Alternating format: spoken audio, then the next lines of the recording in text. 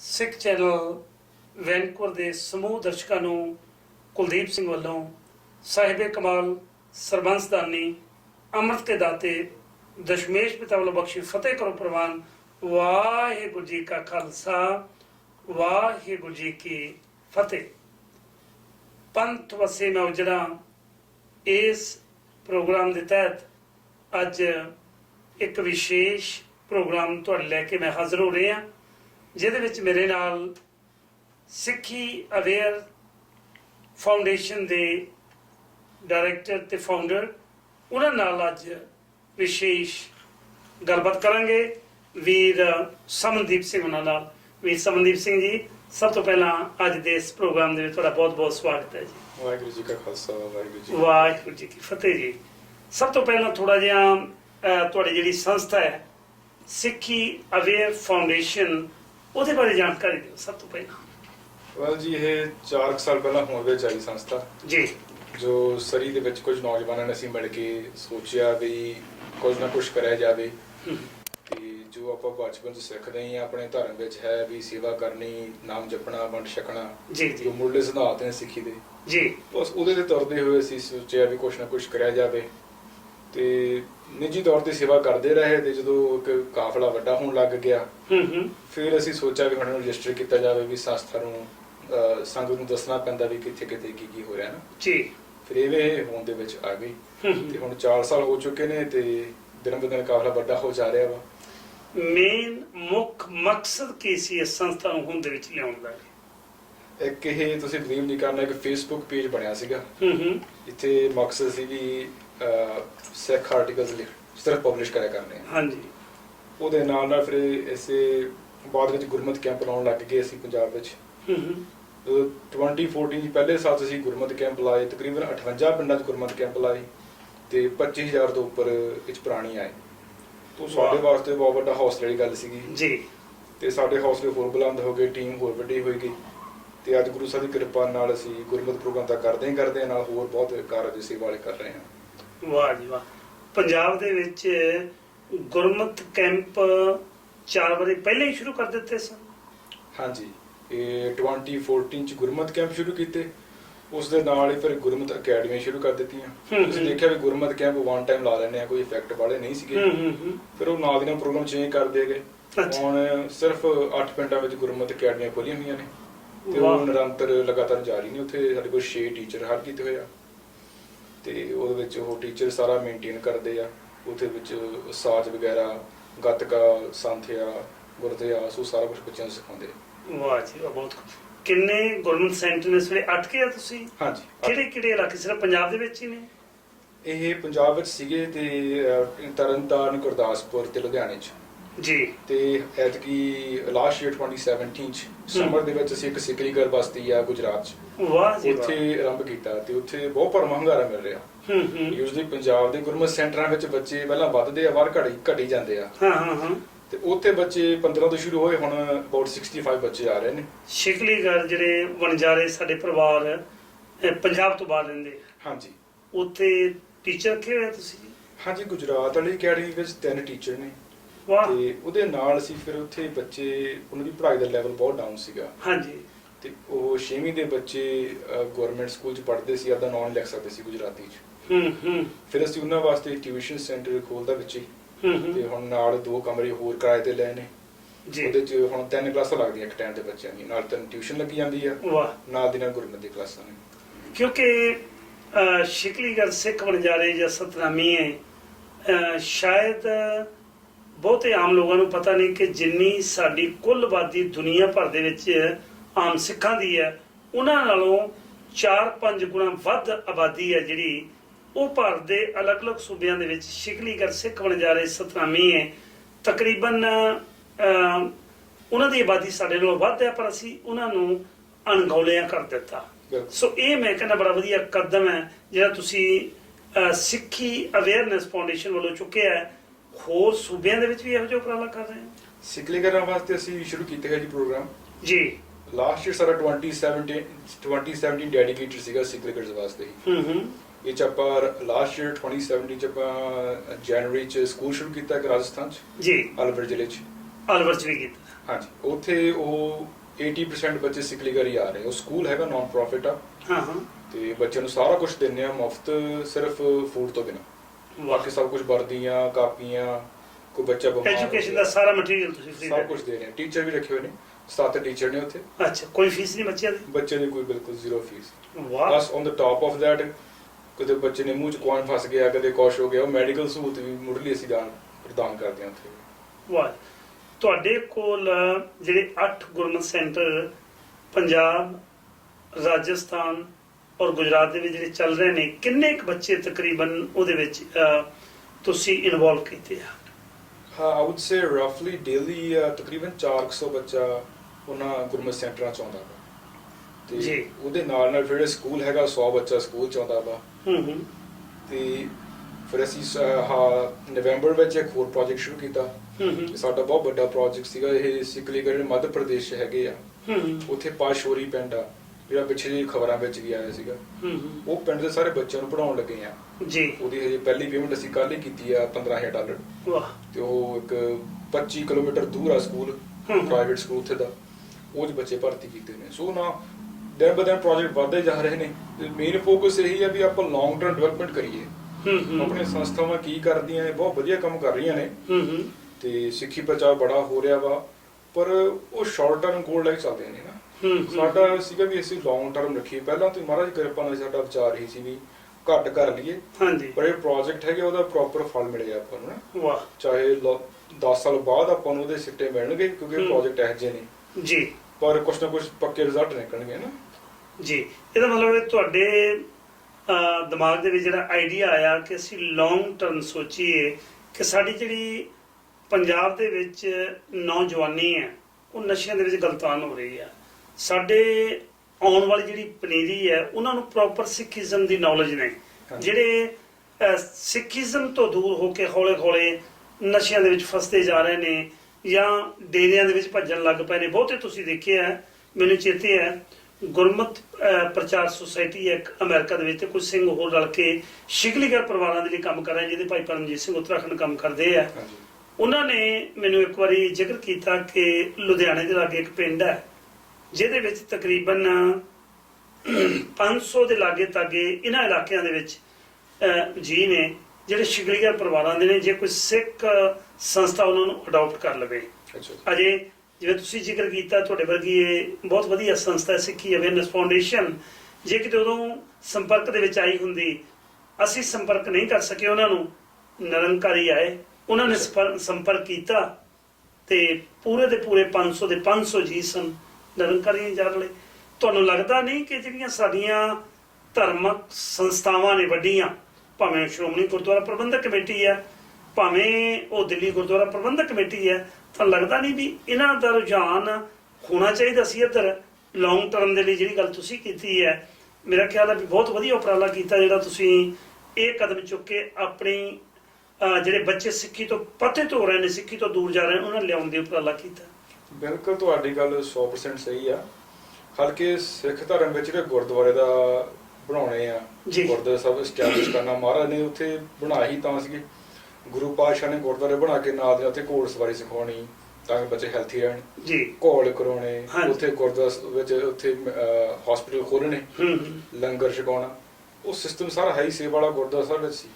ਸੋ ਗੁਰਦੁਆਰੇ ਆਪਣੇ ਜਿਹੜੇ ਮੂਲ ਕੰਮ ਸੀ ਉਹ ਦੂਰ ਹੋ ਚੁੱਕੇ ਨੇ, ਤੇ ਆਪਾਂ ਬਲੇਮ ਵੀ ਕਰ ਸਕਦੇ SGPC ਨੂੰ ਜਾਂ ਹੋਰਾਂ ਨੂੰ।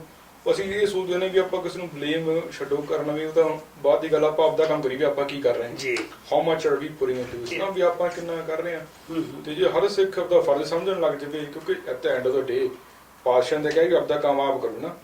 ਹਰ ਕੋਈ ਸਿੱਖ ਆਪਦਾ ਆਪ ਫਰਜ਼ ਸਮਝ ਕੇ ਆਪਦਾ ਆਪਾਂ ਕੰਮ ਕਰੀ ਚੱਲੀਏ ਤਾਂ ਦੁਨੀਆ ਇੱਕ ਬਹੁਤ ਵਧੀਆ ਬਿਹਤਰ ਪਲੇਸ ਬਣ ਸਕਦੀ ਆ। ਇਹਦੇ ਵਿੱਚ ਜਿਹੜੇ ਕਾਰਜ ਤੁਸੀਂ ਆਰੰਭੇ ਹੋਏ ਨੇ, ਤੁਸੀਂ ਕਿਹਾ ਕਿ ਤੁਹਾਡੇ ਕੋਲ ਤਕਰੀਬਨ 400 ਤੋਂ 500 ਦੇ ਵਿਚਾਲੇ ਆਲ ਓਵਰ ਟੋਟਲ ਬੱਚੇ ਨੇ, ਤੇ ਟੀਚਰ ਨੇ ਤੁਹਾਡੇ ਕੋਲ ਕਾਫੀ ਜ਼ਿਆਦਾ।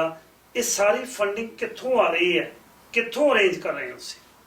ਇਹ ਬੜੀ ਸੰਗਤ ਦੀ ਮਹਾਰਾਜ ਦੀ ਕਿਰਪਾ ਵਾ। ਸੰਗਤ ਹੁਣ ਯਕੀਨ ਕਰ ਰਹੀ ਹੈ, ਭਰੋਸਾ ਕਰ ਰਹੀ ਆ। ਤੇ ਇਹਦੇ ਚ ਆਪਾਂ ਪ੍ਰੋਗਰਾਮ 2014 ਵਿੱਚ ਹੀ ਆਰੰਭ ਕਰਤਾ ਸੀਗਾ, ਸਪਾਂਸਰ ਚਾਈਲਡ। ਜਿਵੇਂ ਇੱਥੇ ਆਪਾਂ ਹੁਣ ਵੱਡੇ ਗਰੋ ਅਪ ਹੋਏ, ਮੈਂ ਤੇ ਗ੍ਰੇਡ 7 ਚ ਆਇਆ ਹਾਂ ਕੈਨੇਡਾ ਚ ਜੀ। ਇੱਥੇ ਬ੍ਰੌਟ ਅਪ ਹੋਏ ਆ ਤੇ ਇੱਥੇ ਦੇਖਦੇ ਸੀ ਪੂਰੇ ਕਿਵੇਂ ਸਪਾਂਸਰ ਕਰਦੇ ਆ ਬੱਚੇ ਨੂੰ। ਹਾਂਜੀ। ਸਾਨੂੰ ਵੀ ਸੀ ਸਾਡੇ ਕੋਲ ਸੰਸਥਾ ਸਾਡੇ ਵੀ ਆਵੇ ਵੀ ਸਾਡੇ ਬੱਚੇ ਪੜ੍ਹਨ, ਅਸੀਂ ਵੀ ਸਪਾਂਸਰ ਕਰ ਸਕੀਏ ਉਹਦੇ ਸਿੱਖ ਬੱਚਿਆਂ ਨੂੰ, ਦਸਤਾਰਾਂ ਨਾਲ ਜੁੜੇ ਵਾਲੇ ਬੱਚੇ ਇੱਥੇ ਫੋਟੋ ਸਾਡੇ ਕੋਲ ਆਉਣ।